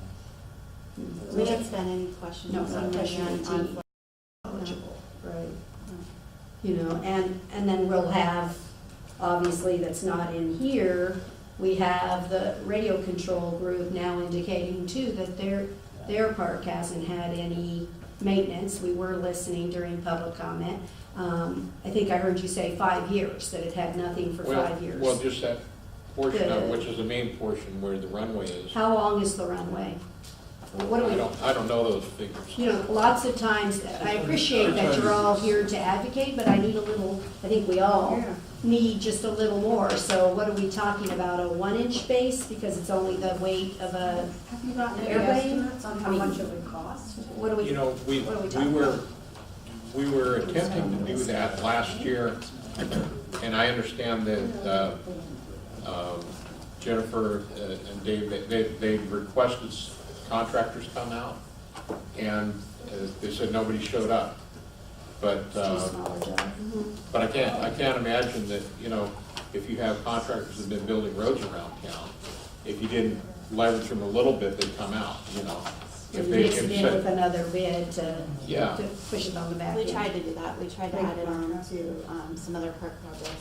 So if you look at, I'm sorry to interrupt, if you look at Which page where? 3, item number 8, and it stars, you know, it indicates staff priorities. But item number 8, we have $20,000 and a need for FY20, so it is on the 5-year CIP plan. But it didn't make the priority list in the, No, it did and it's not. important that you understand what the difference is. So Yeah. this is a laundry list, the fold-out pages that are in the packet are Yeah. everything they've identified versus. And I understand during the years that there was a flood, they even said they had to go fix parks that had big erosion problems. Well, by not doing anything at our park, there were extra expenses occurred because of that. There's long-term expenses that have occurred because that money was allocated somewhere else. It wasn't just kind of whittled down, it was just cut off. So you win on this park because you took all the funds out of ours, okay? Whatever normally you budget went away, okay? So that has a cost to it because this park is deteriorated to the point that now rejuvenating or rebuilding it or whatever has to be done is going to be more expensive. And if, you know, we're not able to do something this year because of 2018, once again, we didn't do anything to the runway. Well, you know, here comes the water, the floods, all the different stuff's happening to it right now. So that's why I said, long-term is important, short-term is important too, because there's gonna be a cost to pay at the end when you have to actually repair it. So, you know, just keep that, I was thinking to keep that in mind, that we didn't take hardly any of the budget for 5 years.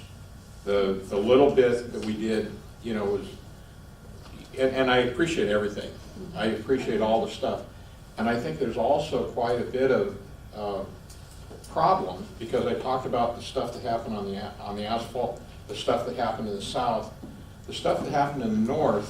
Whoever engineered the NT Railroad and the drainage system, they took the whole south side of that big mountain. If you're ever been on VNT, it kind of covers it. It took it like a funnel, almost purposely aimed it at our runway and caused a lot of damage. So we didn't find out for some of the big years. We're going, why is the runway falling apart? Well, it's got a river now directed, which is the whole south side of that mountain, comes down, the railroad creates a boundary, okay, so the water can't escape.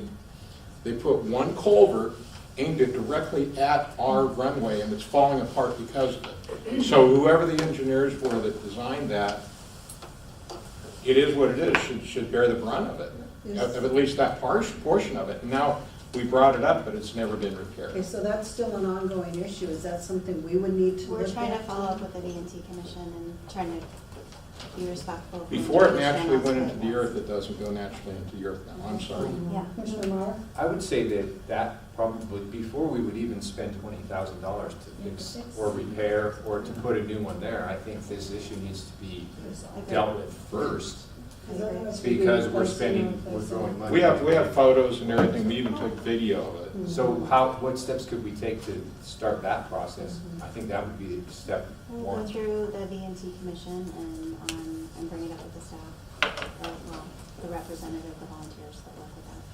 I think that's probably the appropriate way, right, Lori?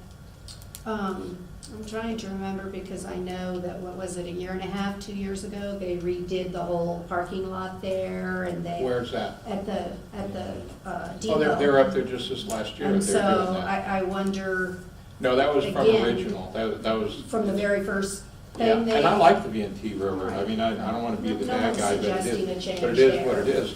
That is a problem until there's a drainage ditch or something, or it's diverted. That whole mountainside ends up on eroding our runway. The whole south side of that. There's only, we flew it with a quadcopter and took videos of it. We can't find any other outlet except the one that points at our runway. So until that's rectified. I think, and the runway's been there for 32 years. Yeah. So whoever engineered or designed that drainage created a problem for us. So it sounds like the first step is to rectify the drainage so that it doesn't keep impacting your landing strip. Well, And then- it's one of three parts that are a big part of erosion. There's what comes from the north, which is the south side of that hill through the V&T Railroad. What comes from the south, which was part of what they took care of. They took care of part of it, only a part of it, but only a part of it. And then there's the gaps where the runway is separated. And normally, like on a road, when you get road in front of your street and the asphalt just shrinks or does whatever, it gets cracks in it, you see the road department out there filling it all the time. And so what it does, it's not a brand new roadway, but it's It's a crack seal. it keeps the water from getting in potholes and all the different things that happen. So when that stopped, when we quit doing that, we've had open water running in and underneath, and it's trying to find its way out to the shortest path. It maybe the cracks here, but so underneath it, it's probably, everywhere. So, but there's three parts of that erosion equation. But I would say that whatever has to get done, and I see them filling cracks in the middle of the winter. I see them filling cracks a lot more in the summer. Probably it's more effective. We've gone so long without crack filling, it's really hurting the runway. So that's the short term. If we have to wait 5 years to get a new runway, that's fine. But whatever it is. And like I said, wherever we pulled those funds out of our maintenance budget, okay, because every park probably has some kind of maintenance budget. No. So we pulled the funds We out of wish. there to fix other things. it saved a cost over here, but it created a cost over here. So, Absolutely. So, one of the other things that we have on many of our parks or uses that have use agreements. So when a club is given an authority to utilize something and it tends to be exclusive to a use, like the shooting range, like the radio control, airplanes, things like that. Often the city does, in the use agreement, indicate that we'll maintain it, but we're finding that it's like impossible to do. no, it's real I'm just saying possible. It it's, lasted 30 years, but. it did pretty good, but. And on ours, we have things that we're responsible for and things the city's responsible for. But what I We want to have- let you we have a lot know, I just to- want to let you know, I wouldn't count on the use agreements, again, in pure telling everyone, I just don't think we can participate the way that we have. So we have a tennis club that's been out there, their courts are all in bad shape with cracks and water that has split Yeah. those apart. And if you go The film, disc golf group that was just here earlier. And so the Bailey's Pond, I mean, I can give you example after example of, and so what I'm looking for, is there anything you as a club can do for a fundraiser to try and meet us halfway? We have created to more do this funds, project. and we're okay with doing some kind of a shared thing. Okay. We've been actively finding a lot more funds in the last 3 years. We actually found there were some, it was a gang of old men that were bullying, and we only had somewhere in the 30-member range, okay? They were scaring off a lot of people, and people didn't want to bring their kids there because they're grumpy, old, angry men. They just wanted to piss everybody off. So unfortunately, there was the president and a couple other people that were high up, and they just wanted to create their own park. In the last 3 years, we've almost doubled. We're 62 or 63, and we've had funds we've never had before. We went on, we painted the sunshades that hadn't been painted for 15 or 20 years. We redid the brick building. We bought gravel, we got to buy a lot more. We did netting. We did, Bob has just been tremendous. He saved the club umpteen times, and there's still a couple of old club members that don't like him because it ruined their free lunch that they had, because they used to go to lunch on our club funds instead of fixing the club. So we've gone through, I think we've gone through probably, I don't know, $20,000 give or take. I don't know what the figure is over the last, but we never had the money before, And maybe it's not that much, maybe it's like 15 or something, but we did 7,000 one year and a little bit, and we have money where we never did, but we plugged that hole, we got rid of the bullies, and which was a lot of work. I've only been there for about 5 years. So you might consider. By the way, working this is on Bob that. Sullivan. He was going to tell us something? I'm sorry? He was going to tell us. Oh, he's going to tell you how long the runway is, Okay. or how wide Bob, it would is. you like Sure, to I would introduce just- yourself and talk to us Hi, about the Bob runway? Sullivan. They call me the field marshal. In other words, I'm the guy that cuts the weeds and paints and whatever. He does more work than anybody else does at the But club. I've It been also sounds resident like of you're in town charge of since. the treasury. Yeah, no. Well, no. I've been resident of town since 1970, and I appreciate all the work you've done. I've been on both sides of this as a user and then a supporter. But I think what Steve was just trying to say is that the club has done a lot of sweat equity themselves in the last 3 or 4 years. And it does have a problem relative to a surface. Airplanes land and they lose their landing gear. They take off, they lose their landing gear. And it's an issue of, again, as Steve said, 30 years worth of land subsidence and whatever. Yes, there are drainage issues, but there could be some resurfacing, hopefully it can go on. That is beyond our capability. We have looked into other ways of doing it. There's a thing called geotext. It's a runway map that some people put on, but that's usually in nicer climates. Has to be replaced more often, so. the overall cost. Temporarily, it's a little It's cheaper, pros and cons. but if you have to replace it every 3 or 5 years, then it has. We've looked into grants. Every organization has a national organization they belong with, charter number 1738. National organization has been hit too with needs. So their grant now is up to $3,000. That's the How long is your runway approximately? 660 feet by 65 feet. Okay. It's very long. That's the main reason that the park exists, is for the runway. All the other stuff is secondary, but it also is a lot cheaper. We do a lot of things, but it's a little piecemeal here and there. We buy $500 worth of netting that keeps the planes, in case they were out of control, from hitting spectators. We replace that every so often. We have to, paint the, like I said, the sunshades every so often because they dry out. What we found out is we're against the same thing. The bullies that were in the club that were creating such a havoc and stealing the money, what was it, 15 or 20 years they hadn't done any painting or any maintenance out there.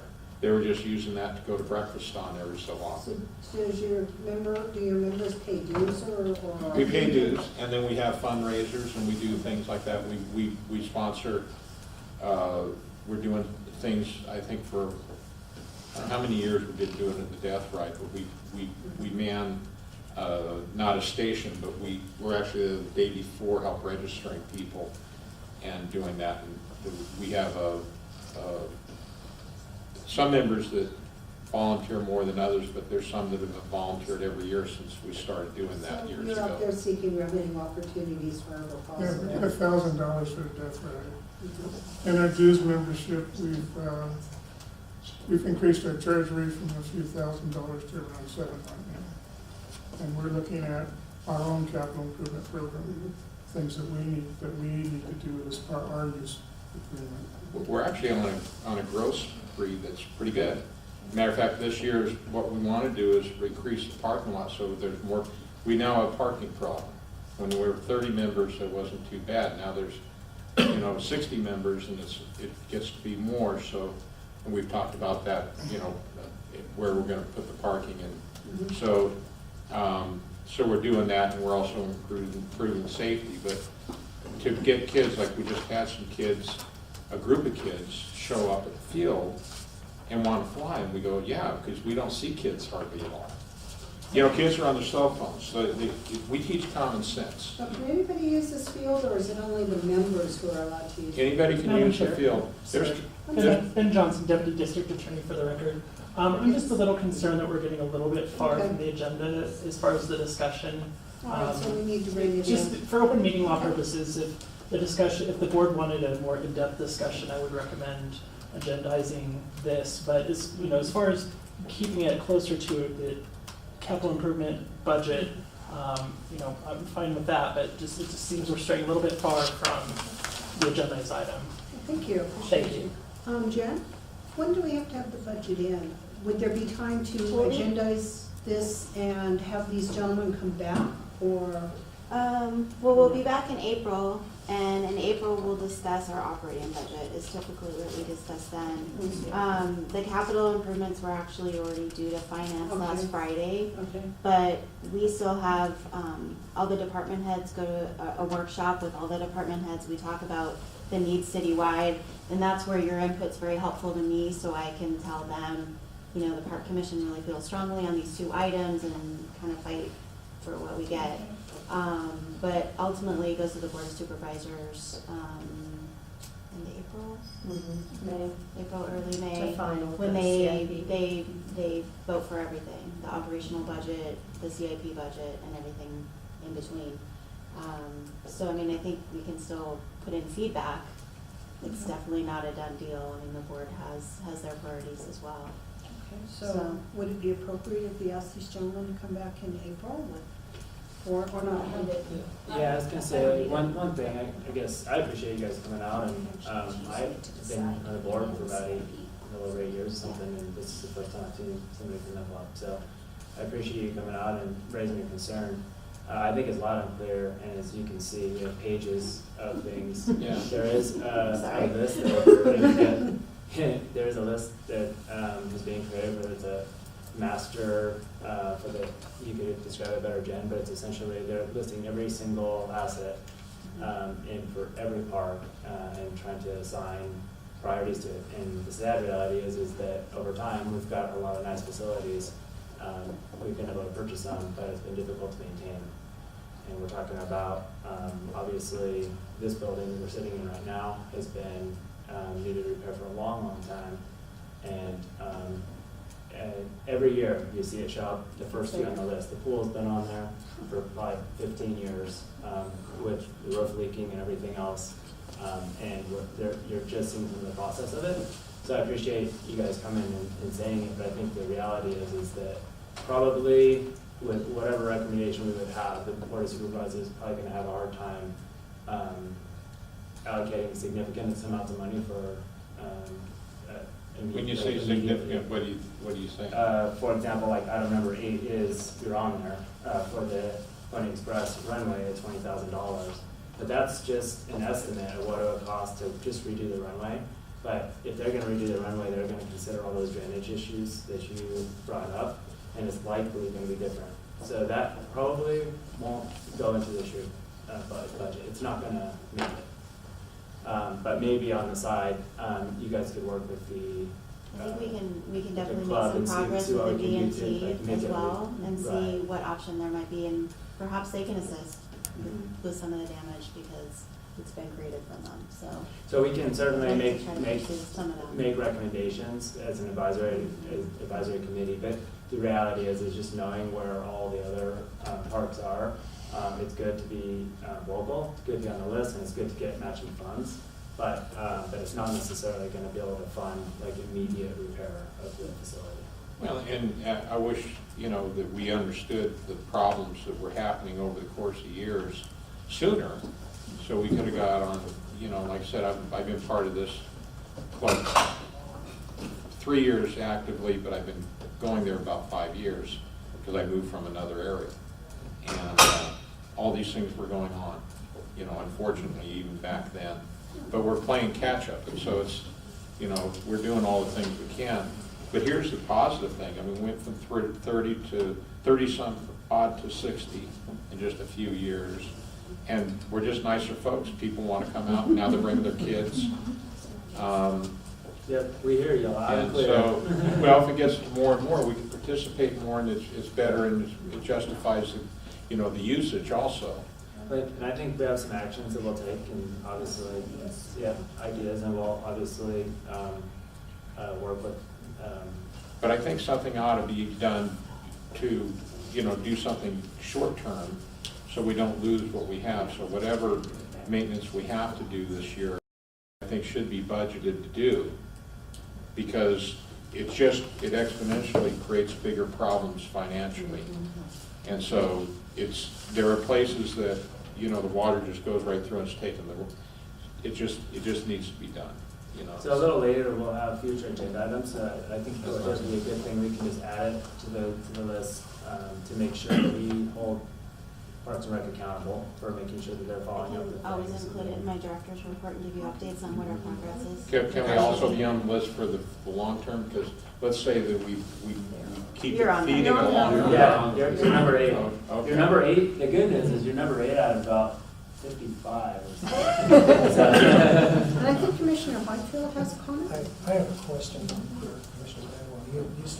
It was actually concerning education for me, the use agreements. You started to say that the use agreements, you wouldn't count on the city. My question is, are these use agreements legal contracts? Does the city or Board of Supervisors contract with the users, and there are things that both parties are responsible for? But the So- levels of responsibility are not listed. So while it says we'll do maintenance, it doesn't say we'll do 10,000 a year or 20,000 a year, or that we'll do it every year, or that they're not, yes, they're Yeah, and who knows very where it went flexible. back from. So is the What- other side. Maybe the budget was a lot bigger in 1978. So they're not specific, is what you're saying? Yeah. So maybe just to circle back a little on the CIP and looking at these lists. So more I want to hone in on the question is like, so last year in Q18 capital, we had 588,000. And I noticed that this year you guys are recommending 437,000. So just as a question of why not move under major CIP, priority number 4, the wireless microphone system for the theater, which is eligible for Q18, and move it down and look to some, why not fit that in? Did you get an estimate for what you were going to have in Q18 that fit the We dollar? don't have that yet. Oh, The 'cause- CIP requests are due before you get the estimates. So I base it on previous years, is the Okay. only way I can go about it, and it was about $500,000, so that's why the Q18 capital is 437. Well, but you're gonna see where I'm gonna try to go here. No, I know, yeah. So if you moved 4 down, because you also have a request in to get a partial of that out of RAC funding. I'm pretty sure number 4 under major CIP requests will be entirely funded by RAC. I don't count on anything. You know, well, I'm just Okay. saying, if you move it down, even to it, we don't even have one with RAC funding, so let's say you created one then with RAC funding and partially did it with RAC in Q18, does that not leave us then a little bit of room in the major CIP? And what I'm looking for is not specific for radio control or the tennis group or anyone that's doing matching. So I just wondered if we philosophically, for all of these use-controlled parks, use-controlled activities, if we wanted a pot of money that we put out and say, but it has to be matched, right? So if I'm gonna give you 10,000 of a CIP, you have to come up with 10,000.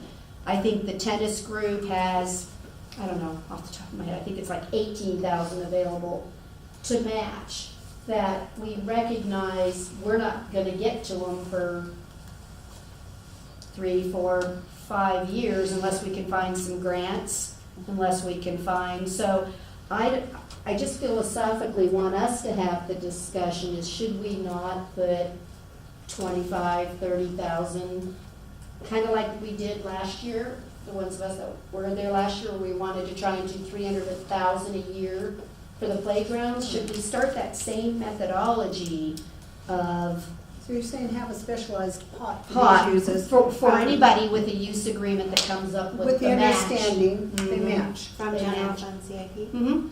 Just to, again, I'm running that by you because it gives them the incentive to raise their dollars and to participate, right? They want to save their runway, but we're never going to come up with the whole, it's just not going to happen when you look at this whole entire list of things. But I'm much more apt, I'll speak for myself, I'm much more apt to move you up on a priority when you're helping. Well, we can do that. Like I said, we're growing. Just a thought. And we've taken care of a lot of the big things, and we're still doing a little maintenance, but, you know, we have funds we've never had before. It's not big funds, but No, it's no. something. You're lucky, yours is only at $20,000, so 10,000, it's just a thought. Yeah. We don't really know what you know, it'd be nice to get some estimates of what, Correct. and then we could do some planning, whatever. Commissioner Meyer? Well, I think that's a great idea, but at the same time, even without doing anything, if somebody came to the table and said that we have this, we need this, can we help you come to this? It's gonna happen faster. Right. That's what I'm saying. Without even It's part of the saying, solution. you know, it's part of the decision making. Right. In that, hey, when they came, they have an estimate, they told us they're gonna have this part of it, and we need this part of it. I think that's why I'm trying to say I don't want to line it out as belonging to them, but I want us to say there's this pot of money, and then they would come to the commission and just what you said. Hey, I've got it, we've got X, can we get in? And almost like little sub-grants that we're doing. I would just maybe caveat it as being for infrastructure Oh, absolutely. So it's not Like I said, it's tennis. equipment, it's not, No. it's really trying to address the things that we're having issues. Yeah, because it could get pretty broad. Well, Yeah, especially the that, structures are That's right. serious scope creep. And that way it has grant match, you know, they might be able to bring a grant to bear and only need 3,000 you could get from somebody. Well, you're right. I don't know. I'm just If thinking we out start the loud. discussion with something. And yeah, who knows, we'll lay in bed thinking about it all night, try to figure out how to make it work.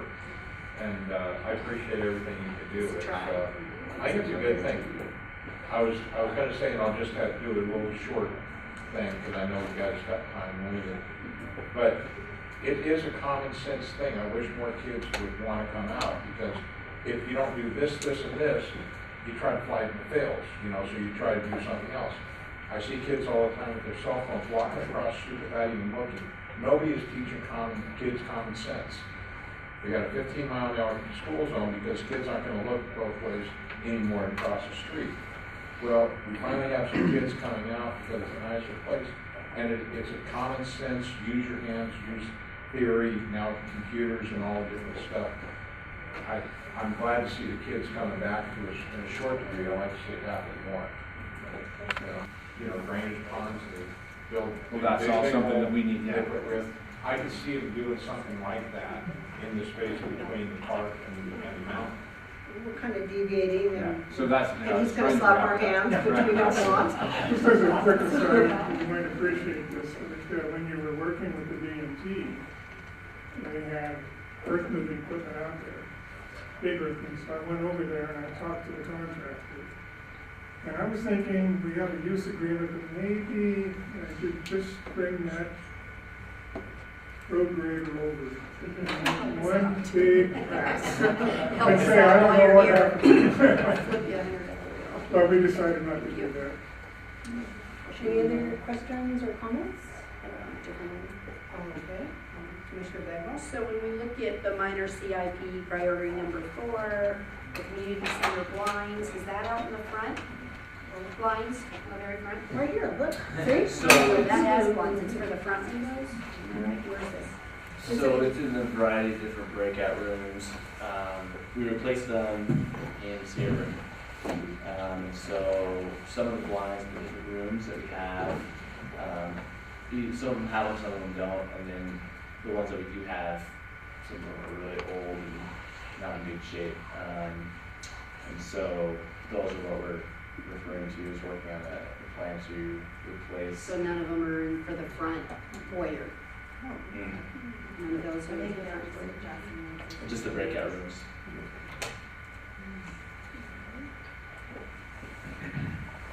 Any other public comment on this? Please come on down, introduce yourself. Hi, I'm Laura Hale, and I'm here to support repair of the tennis courts. I'd give that a shot for you. I did correspond with Jennifer a couple of months back and talked about they were researched, some of them were researched about 4 years ago, but hasn't held up well. And now, there are 8 courts out there. The quality goes from bad to worse, same issues as the surface for this gentleman was referring to. We used to do a lot of tournaments out there. Can't do them anymore. We have league players, can't have league play there anymore. The ball just stops, hits a crack, crevice, stops. It's a hazard for people playing on those courts. We have, so the Carson Tennis Club has had, membership over many years. It's declined a lot because of the quality of the courts, but we have a lot of use out there beyond the Carson Tennis Club. Everybody from young kids playing tennis is a sport you can play from the time you're 5 till you're 9, and everybody. I mean, the tournaments in the past, it would be adults, juniors, and kids and seniors, and century tournament. So I don't want to take up, a whole another half an hour because it doesn't take me that long to make the case. I know we're on the list as well.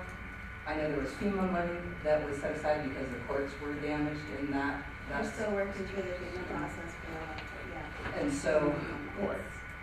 It's only for one court. Well, one's better than I know, nothing. and we're really trying to get through the FEMA process. That's not the only remaining FEMA project, I'll let you know. We still have a handful, but it is one that we're having difficulty in the process. It will get done, I wish I could tell you when. Right. And as far as matching dollars, we used to be able to raise funds. We used to have tennis pros come out there. We used to have marketing reps for different equipment come out there. Not anymore. And of course, just aren't up to par to be able to do that. If there was some kind of commitment, a pot of money that we could match.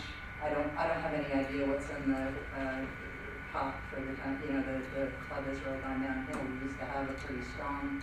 I think of about 18,000. So,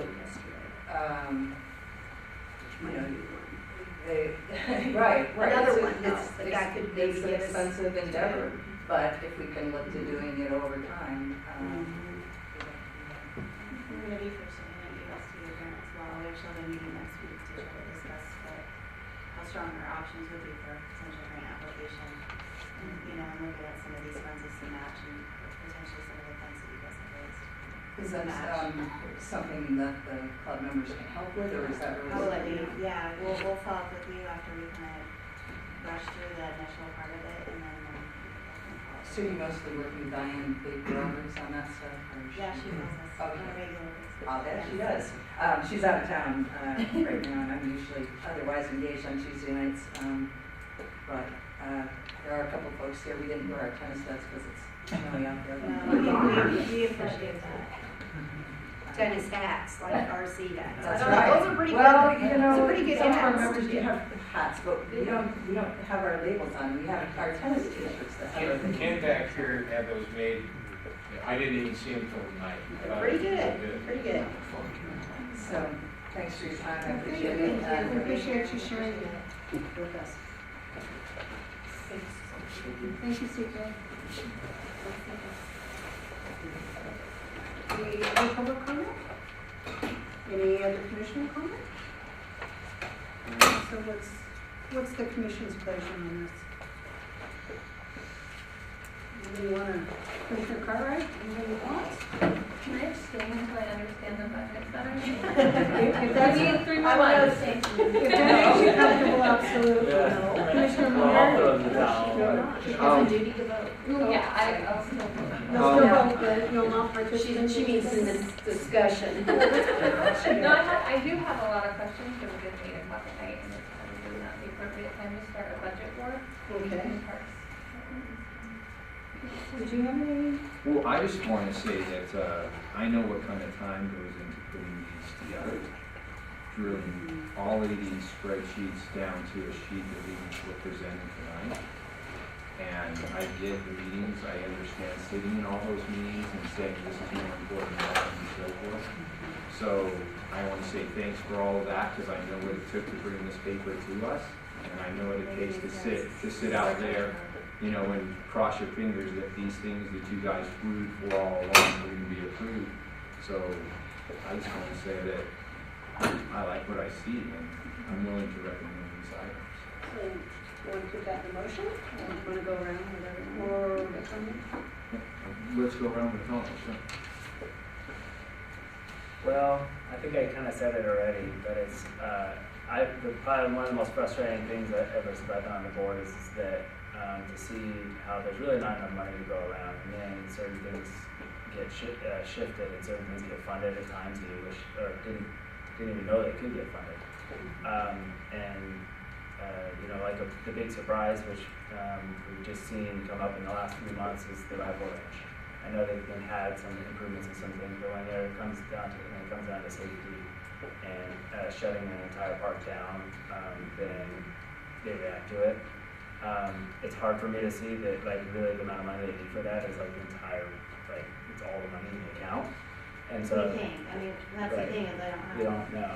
Specific cost estimates yet. So it's always, I think every year is the same feeling, is that we have some money to buy some new things, and that's nice to be able to procure new things, but at the same time, it always comes on to maintenance. And so, given everything we have, and I do think you guys do a great job giving us a summary of what it is, that I think the way you have on there is appropriate, but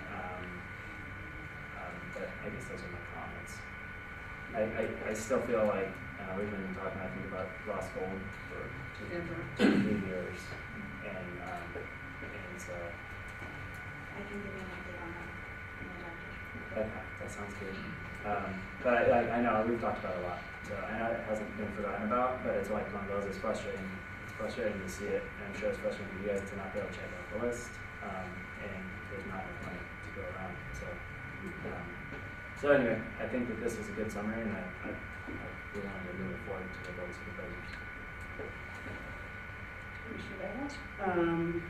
I want to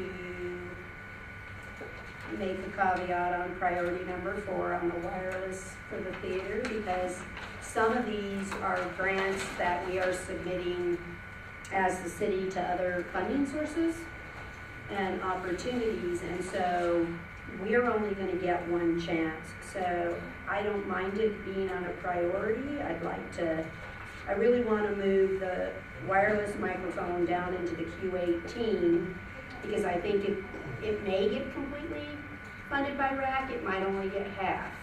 So I think it can fit in the Q18, and then we can put some money in to do the long-term maintenance problem. Like I said, we can discuss here a pot. I don't know whether it's $30,000 a year. I just think if we don't start setting a precedence and an amount, we will never do the small projects. They will never get a penny. They will slip through. And so I don't want to do that. I don't want to lose the RC. I don't want to lose the tennis courts. And while I love the swimming pool, it is hard for me to understand how I can spend $500,000 a year for the swimming pool 3 years in a row, and I can't spend $20,000 to save the RC runway. I don't know how else to say this, right? And so, but it is, but I'm not gonna keep putting $500,000 in a swimming pool and not help anyone else. I'm not gonna do it. I'll cut the swimming pool $20,000. I mean, I don't know how else to do this if we, as a commission, don't make the effort. If the new pot that you're talking about creating, if you rewound and the swimming pool had those items in it on an ongoing basis and those things were resolved to where it didn't amount to $500,000, then I'm an advocate for that other pot. There's also some user groups, for Well, example, at the swimming pool. Well, that's what I maybe said. match it. They don't Maybe match invest either, in it. right? So- I mean, again, that we're all I in think this the together. user group and doing that Yes. is a good thing, but ultimately, these are things that we've offered the community, and it's our responsibility to maintain. So, What is the estimate for, I mean, where did you come with that $20,000 that was number 8 on the list for the We RC? based it off of actually some other asphalt repair work that we had on the linear park path, which was actually less than that, and it was about $14,000, so we just kind of rounded up. But we've had a very difficult time, like you said, we contacted at least, I don't know, 10 different contractors. This project was just too small. The good thing is there's so much work for contractors right now, but they don't want to do these small jobs because they don't have enough labor force. So it's great when the economy's well, but there's other drawbacks to that as well. And then I do want to address the previous maintenance that used to happen. There was never a line item for this in the budget, and just like the rifle range and everything else, it was part of the park maintenance budget, but we used to be able to utilize public works in a different manner than we do now. And so even if I get engineering services or asphalt repair work from public works, we pay them for those services because of how the funding is built up. So it's just not the same arrangement as we previously were afforded. So that's why that's happened. I mean, that's really it. It's not that money came from somewhere else and went somewhere else. Someone else was providing a service that they can no longer provide. Another question that I haven't heard, what about RCT? Is that still a thing? Do we still have We those use funding? residential construction tax, but you cannot use it for maintenance. It's expressly Yeah, you're right. prohibited for maintenance, and this would not work. If we were gonna, and this is also sort of a specialty park or regional facility, it doesn't meet the definition of what a neighborhood park is, so. Well, to take other things off the list, I guess. is It where I was is, getting at. and we are working with that. I think we'll have an opportunity, this next budget year to probably use RCC for some match for some projects and for some grants. What would you guess that would come in at? Well, we still have about $56,000 that's been allocated for Roscoe Park that's not tied to a project, but it's been allocated for that park outside of the playground. But last year, I think we brought in $300,000, don't quote me on that. No, that's fine, that just gives you an idea. And that's what we reported back. So we'll have some opportunity to do that. I just really want to maximize those funds. Like if we couldn't get the entire playground, then we might be able to use, some residential construction tax toward replacement of the playground. That would be eligible because you can do it for an entire piece of infrastructure. And when does that come up? The residential construction tax. So every time a building permit is pulled. No, I understand the process, I apologize for my question. Oh, no, you're fine. When does that come up as far as? How much is available? List, yeah, how much is available and the list, We does can that work still? with finance to get the current. Still come to us? The current budget. We did a report, a few days back on residential construction tax, but So I it's can provide coming that. up coming up in 19, okay, great, thank you. Yeah. Commissioner, I'll add that to the record. I have a couple of comments. I'm new at this, so I've got a lot to learn, and I'm trying to listen as much as I can and speak as little as possible. I think you'll find as you get to know me that I'm opinionated, and I'm going to give you a couple of opinions right now. I think a basic question we have here is what kind of community do we want to live in, and what kind of support do we want to give to these quality of life issues. And every group that's presented tonight has their own axe to grind and their own activity that they run and they're passionate about. And I'm happy to see you guys come and present, everybody that has presented. I think they've done a good job.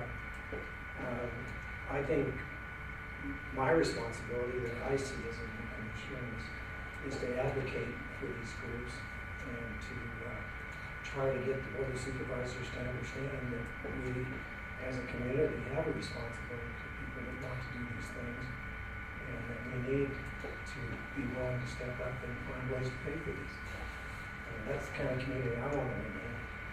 And I'm new to Carson. I've been here since '09. I'm not new to the Valley. I've been here since '98. But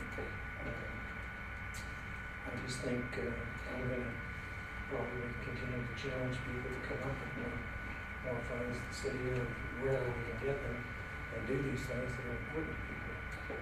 Just so you guys know, I'm an active flyer right now. And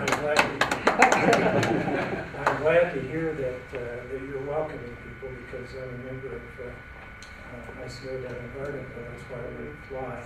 I was president of that club for, I don't know, 6, 7 years, something like that, I can't remember, but I know all the guys over there. A quick story, I came out to the field here a few years ago and it was not welcome. In fact, no one spoke to me, and that's the, I went out there once. You met the other crowd. So I'm glad to hear that you have new members and that you're rejuvenating the club. That's By the way, when we say we have 63 members, we probably have several hundred people that come in and join the club just watching, And it's not hard to get that because if there's 365 days a year or even 50 weeks, Saturday and Sunday we can have 5 or 6, 8 or 10 people come by. It's a great activity and it's a great activity to involve youth in. Yeah, they bring their kids and they watch. Very glad to see you doing that. So I'll leave it at that, but I'm going to try to be an advocate for spending more money, not less. Well, I don't want to get between you and Commissioner Bagwell then. Now, Commissioner Cartwright, I know you said you wanted to kind of sit back, but do you have any thoughts or observations on this? Yeah, and actually along the same lines as what Commissioner Whitefield just spoke on, being an advocate for community members, especially those who come and advocate for themselves and the hobbies they believe in or the parks they believe in, and in that realm, I have a hard time processing $180,000 to expand turf in a cemetery, and I just, it's tough for me to wrap my head around. We're going to spend close to $200,000 to put in new irrigation so that we can have more grass when we live in this desert climate, and we could look at other types of landscaping potentially and leave that pot of money to people who may enjoy the view more. I haven't heard from any folks from the cemetery yet, but you know, that could happen at about 3 o'clock this morning. Who knows what will happen. Disrespected cemeteries. But it's not my priority to expand turf in this climate and to expand turf at a cemetery where the last time I was in the cemetery playing Pokemon, I got yelled at for being in the cemetery and I was quiet. I was looking at my cell phone, but I was very quiet the whole time. So that part is tough for me. I think we just teach the kids to look both ways. On Halloween, I made all the kids say, I said, get candy, get double candy if you can tell them which way do you look, or you look both ways, and the kids said, we look both ways and give them more candy. But I see it all the time. They step right off the curb. They don't even look. They don't make eye contact. There's no common sense being taught. Kids on cell phones, definitely not on the agenda. So why was for the parks staff, the expanding the turf a priority? Why? I guess I would look at what alternatives did you explore, if any. Because then you don't have to buy a mower, right? If you don't have any turf. Who needs a lawnmower? Because the existing irrigation system is replace and Well, it would give us an option to expand it with the existing irrigation system. It's both. Existing irrigation is a problem, but how much of the 100, just a question, how much of the 180 is for expansion? Or you're saying it's open, well, sometimes what happens, it's kind of like a road, right? If you know you're gonna do a road, you hurry up and do the water and sewer correction, because you're not gonna, you don't wanna cut the road again if in a year you're gonna put a water or sewer line in. So if they have to do replacement irrigation, then they want to go ahead and put the expanders in. So it's just I don't know, really is that the infrastructure for the future? This is for the record, this is David Morrow, Parks Operations. This is Superintendent for Parks, Recreation, Open Space. Yes, what that is our current irrigation system that we have now was installed way back when. I'm not quite sure when it was. But the issue that we are having is that the turf area that we have now, the majority of it is at the veteran sections. And so that veteran section is continually to decrease in the space that we have. The far section belongs to the Masons, and the Masons, that is their property that they do their burials in, and we just provide the service of the burial. So they're always looking to expand because their areas, their plots that they have are starting to shrink as well. So our current irrigation system, the way it is set up, we are beyond our max capability. We can only water one station at a time, and we have about 30 to 35 irrigation zones there, and they're running 20 minutes each. At the peak of the summer, our water window is 12, 14, 16 hours to complete one cycle of watering. What we have done to help so we're not watering all day is that we have taken certain sections of the cemetery and water it Monday, Wednesday, Friday, and now it goes Tuesday, Thursday, Saturday. But even by doing that, we about July, August, we go out there. The turf is brown, and we have issues keeping that turf green. So that's when a lot of our complaints come in, hey, my husband's here, my brother or sister, and it's hard, So would the new irrigation system not only facilitate the irrigation process, but it would somehow save water, maximize our water usage? So with, yes, it would be a percentage, it wouldn't be a huge percentage, but it would be a percentage by doing the upgrades, because it would shorten our water window, and it would also give us more volume, of water as well. So instead of running maybe 20 minutes, we can maybe cut those stations down to about 15 minutes at a time. And so yes, So to answer Commissioner Cartwright's, we're not planning on expanding to more turf area, but we're laying the groundwork in case in the future we decide to. correct. That's one of them. The other is to like also decrease our water window, so we're not having like to water when there's activities and water out there as well, and to be more efficient. We do all of our waterings in the evenings, and we prefer that over during like the middle of the day. Yes, it is. There's like some savings. Okay. And does that help you? Yeah, it definitely helps me for sure. I guess I would ask that, no one wants to look at ground turf, especially if they're going to visit the Roosevelt one, but there are like gorgeous low water resource plants that could potentially be used instead of turf, or if the lawn has gone brown or we need to expand, maybe we can put in something that brings the bees. We just got that bee designation, and that could be another focus. And those plants are all gorgeous. And we had that lovely young new master gardener from Carson High School. Everything is fit in well today. Yeah, I love it. So I think, just just add add on to to that. that, like you said. Can we make Yeah, I number think, six, I think just ask we for should just, I $30,000? do, I just want to make the statement, I don't know any better way to say it, because if we don't add it, it's never going to happen. So we can just add a line, Number for seven.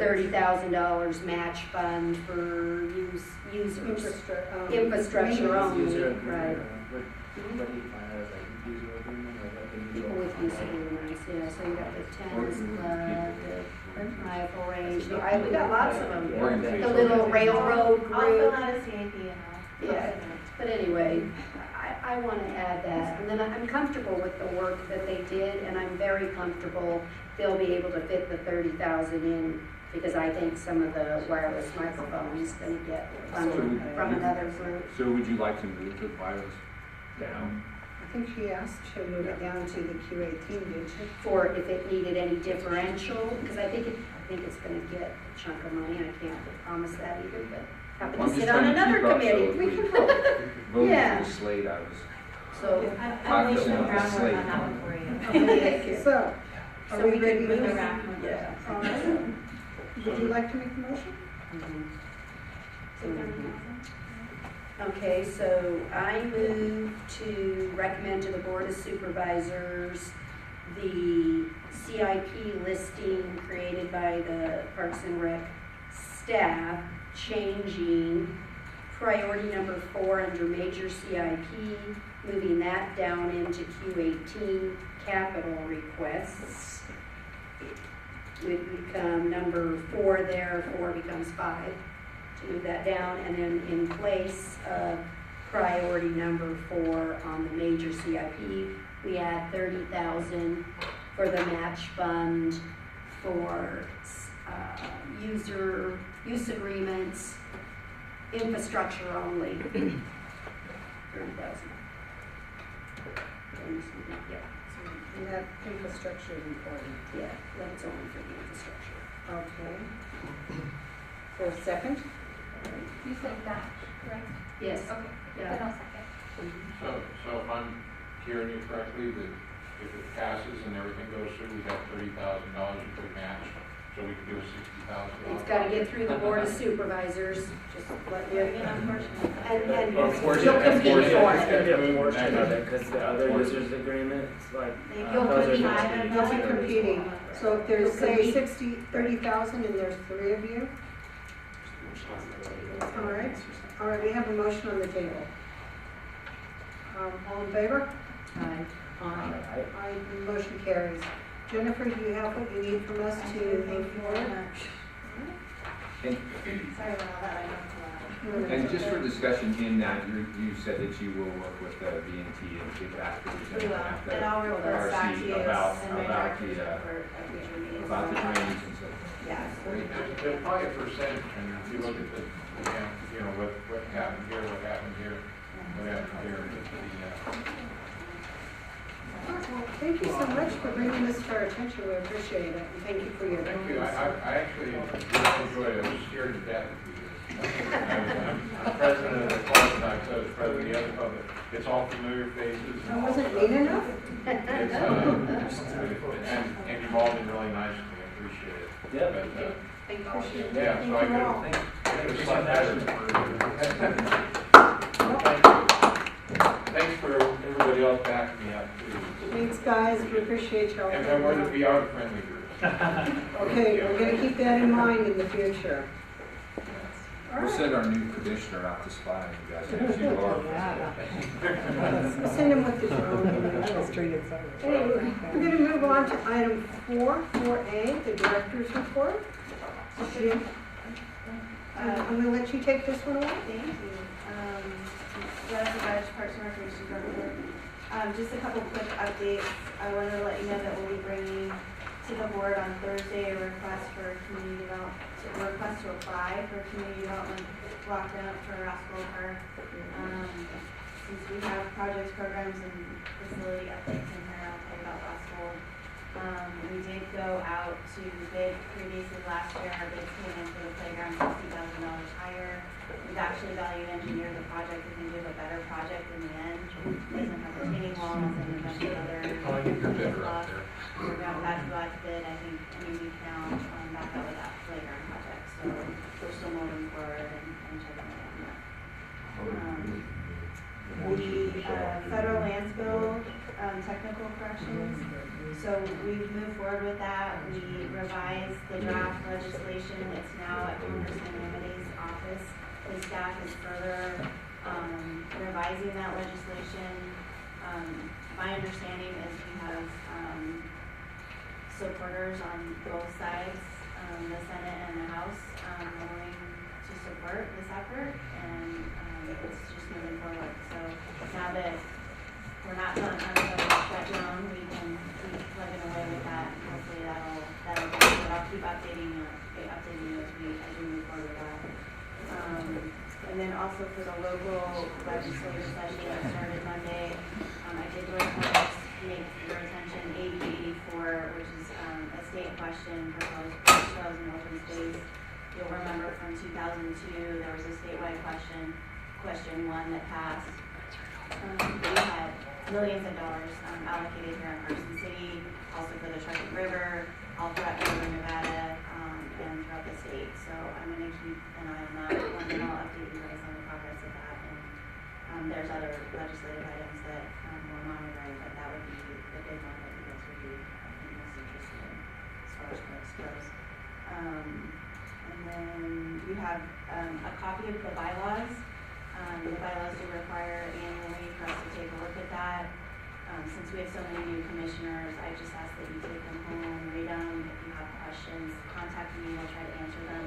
If you think there's some edits that we need to make, happy to discuss that at a future meeting. If everyone's happy with that and we don't think we need to pursue that, obviously leave them as is, but it's an annual requirement. I'm just trying to keep good on that, and I wanted to provide those to you. And then Eastgate Recreation Area. So where the disc golf course is, the B&T, we've talked about that a lot. We worked with Public Works and NDOT and just re-signing that whole area. There were so many signs out there. It was really confusing when you were going to the B&T. You couldn't figure out which way to go. Also getting new signage on Highway 50. It's now called the Eastgate Recreation Area. So then we can navigate how to get to the shooting range, how to get to the disc golf course, how to get to the landfill, how to get to the B&T a little bit better. So I just wanted to let you know we have all new signage out there, and it's a really big operating effort. We all financially help contribute, but our part was very minimal, so we have a lot of good partners on that. And then you have the Board of Supervisors action items as it relates to the department in the packet. Can you answer any questions? Any questions or comments from the commissioners? Any public comment on this item? All right, hearing none. Jen, thank you so much. Appreciate it as always. All right, we're going to move on down to members' announcements and requests for information. Let's start with we don't have our school board. What about the Carson City Foundation for Parks and Recreation? I can report that they are working hand in hand with the chamber on the grand opening of the new theater refresh project.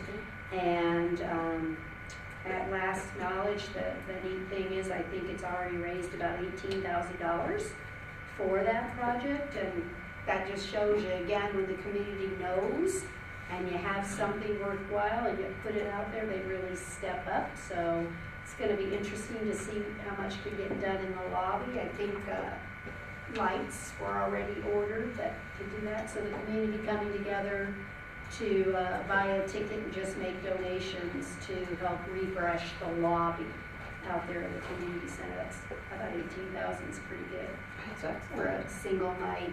Is anybody on the Parks and Recreation Commission planning on attending the gala next week? Everybody else plan on coming? I have to speak, so I think I'm sure we can support me. I got roped in. Well, I think she's me and me from each. What is the I'm gala? gonna go for the So foundation. there's two events. There's the gala hosted by the mayor and the Chamber of Commerce, and that's Tuesday night, the 12th. It's $50 a ticket, so that's It's sold out. Always sold out. Oh, I saw that tonight. So if you want to volunteer and help Dan, the staff, you could go that way. And then the next night on the 13th, we've got So we're doing another, not as like a competition, but basically we wanted the one on the 12th is more of an exclusive event, fundraising event. We wanted to have an event that was just open and free to the community to celebrate the theater and the types of users that we have there. We're calling it the Greatest Showcase. So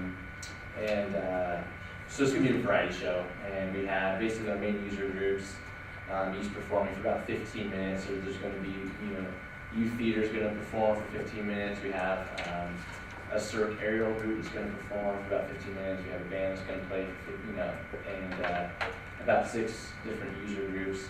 Free event, completely open to the community, family friendly. So that's the next night on the 13th from 7 to 8:30. That we encourage everyone to come to, and with their families and right here at the theater.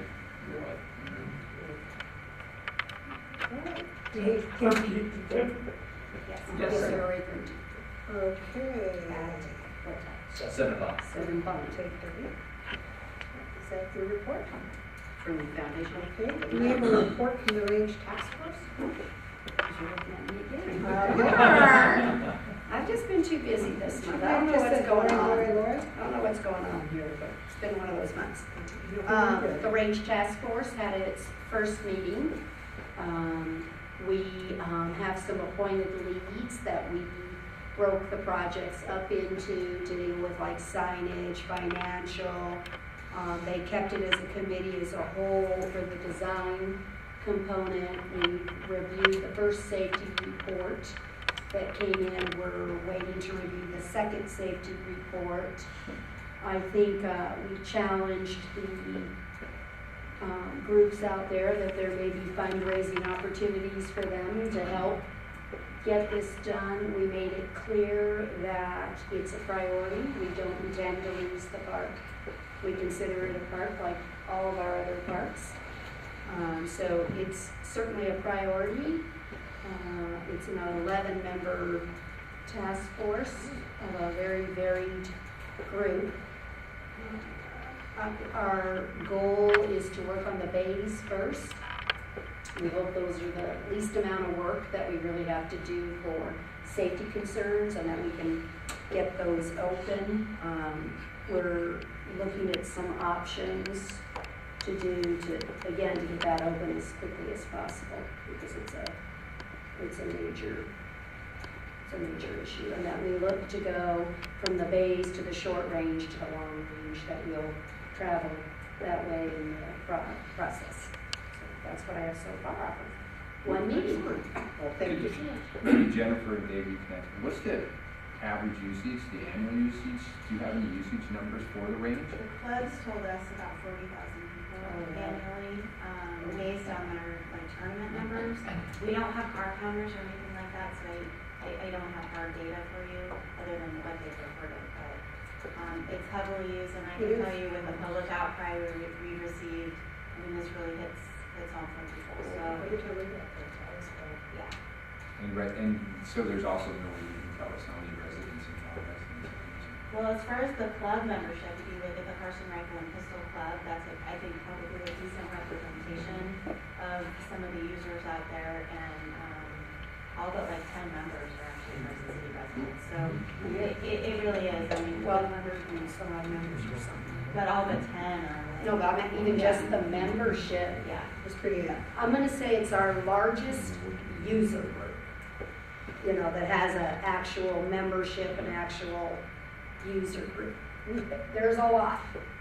There's a lot, and there's like 5 different clubs. You got Thank you, Carson City. thank you. Yeah, it's big. So, do any of the commissioners have any announcements or requests for information? Commissioner Cartwright? Commissioner Meyer? No. Commissioner Long? The April follow-up for the cultural and tourism. Okay. You're on deck then. Heard it earlier, and I know we'll just continue to follow up with one express news to see what you find out as you guys are exploring options for BNT and all that stuff. So. Did you all want the CTA agreement to come here? That was the first quarters or something. Yeah, chance for a comment. No, I'm sorry. I just in April, just to see like wherever you guys were at with like what you had prioritized. We reviewed in April prior to the June meeting. Gotcha. I was just gonna say that. The tournament starts in April, so you only have maybe one tournament that we can showcase That is fair enough. a survey of. Okay. But James, I It won't think be the very- use agreement has to come up. It expires in June of 2019, so what I wanted is an opportunity for this board to look at the use agreement to make any comments about the park usage. Gotcha. Because the Board of Supervisors doesn't have any input from this board, and so they're getting input from your board as a Gotcha. CTA, which is great, but I think this board should be the secondary. Invite the new executive. Yes, that would be Go wonderful. ahead. I will let him know. There you go. That's what that's all about, so thank you. Okay. Lori, did you have anything else? No. Commissioner White? I've got 2 comments. Jennifer, I was so glad to see that the junior ski program's been reactivated. That's where I learned to ski a couple of years ago. My son used it, you know, it's a great program, and I was so sad when it went into hibernation during the Great Recession. And then also I'm going to report that I did go to Reese Across America in December, and that was fabulous. The park staff was just excellent. The sexton, he was just wonderful. You know, we had a great chat, and he was very helpful on a lot of things. And he also wanted to know how to get in touch with Juanita's to get the gates fixed, so I provided him Evelyn's phone number. She still got the quarry. Yeah. You know. So, and that's all I have. And we've done, let's move down to number 6, future agenda items. We got yours. Done. And anything else for future agenda items? Sir? I've waited all night for this. All right. Save the best for And last. you know what it is. I do. That must be a pickleball. It is a pickleball. Oh, how would I know? Sorry. Okay. It's an inside joke. I am an advocate for the new game of pickleball, the new sport of pickleball. We have a wonderful facility here for indoor play, probably the best facility in the whole northern Nevada, and really enjoy playing there. We have almost nothing outdoors, and everybody that plays this game loves to play outdoors. And so for a future agenda item, I'd like to have some discussion of how we could possibly convert some of the courts, tennis courts that aren't being used in town that need resurfacing to pickleball use. The national stats on this are when you convert a tennis court to pickleball use, it gets 75% more use than it did as a tennis court. And it's the fastest growing sport in the country right now. So we'll put this on a future agenda? Sure. Okay. Any other Future agenda items? Any more public comments? Thanks a lot for everything. Well, thank you. We appreciate you guys coming out. I learned a lot coming here. This is the first time I've ever done it. You don't come share with us, we don't know what's going on, so it's important that you come. You guys are friendly too. In your packet too, I just want to remind you, we have sort of a draft list of future agenda items. If there's anything on there you don't want to see, let me know, or I think I've heard everything you want to add, but. Maybe just a general comment, I saw, maybe, I really want to see a template for use agreements.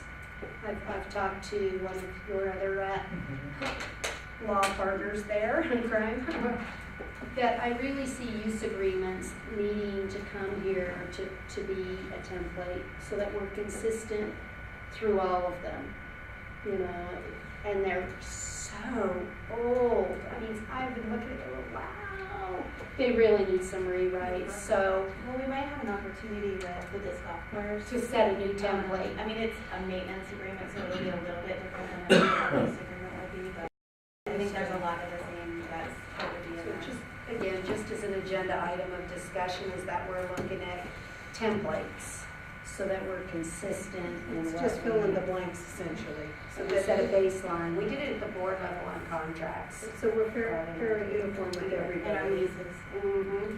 So anyway, just a thought. Madam Chair, before, just one last public comment. The district attorney's office has produced a new open meeting law video. And so in lieu of doing actual live trainings for the board, what we would prefer you do is that you all watch separately. The link is on the website, or if you go on carson.org, or we can email it to you. If you could watch it, and then if you have any questions, you can email them to Jen or I, and I can then respond. Do you need like, yes, I watched it, it's great from us, or? I think or the we're on honor another system is okay, but yes, if you do, especially for the newer members that aren't familiar with open meeting law. And then I know that DNU, the assistant district attorney, is also working on an ethics primer, which we can share with you, ethics in government, as far as conflicts of interest that any board members might have before voting and things like that.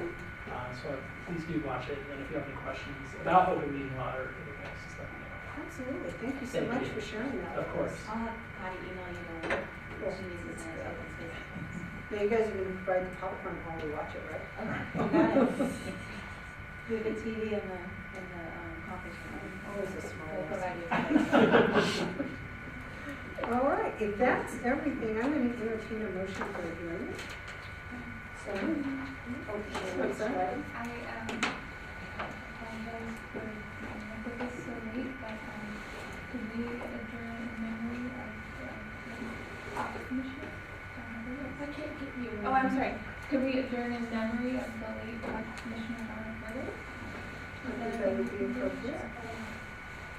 It's very nice thought. I never got to meet her, but she's down the way. I think it's all model. All right, so do we have a motion to adjourn in Donna's meeting? All right. Do we have a second? All those in favor? We are adjourned.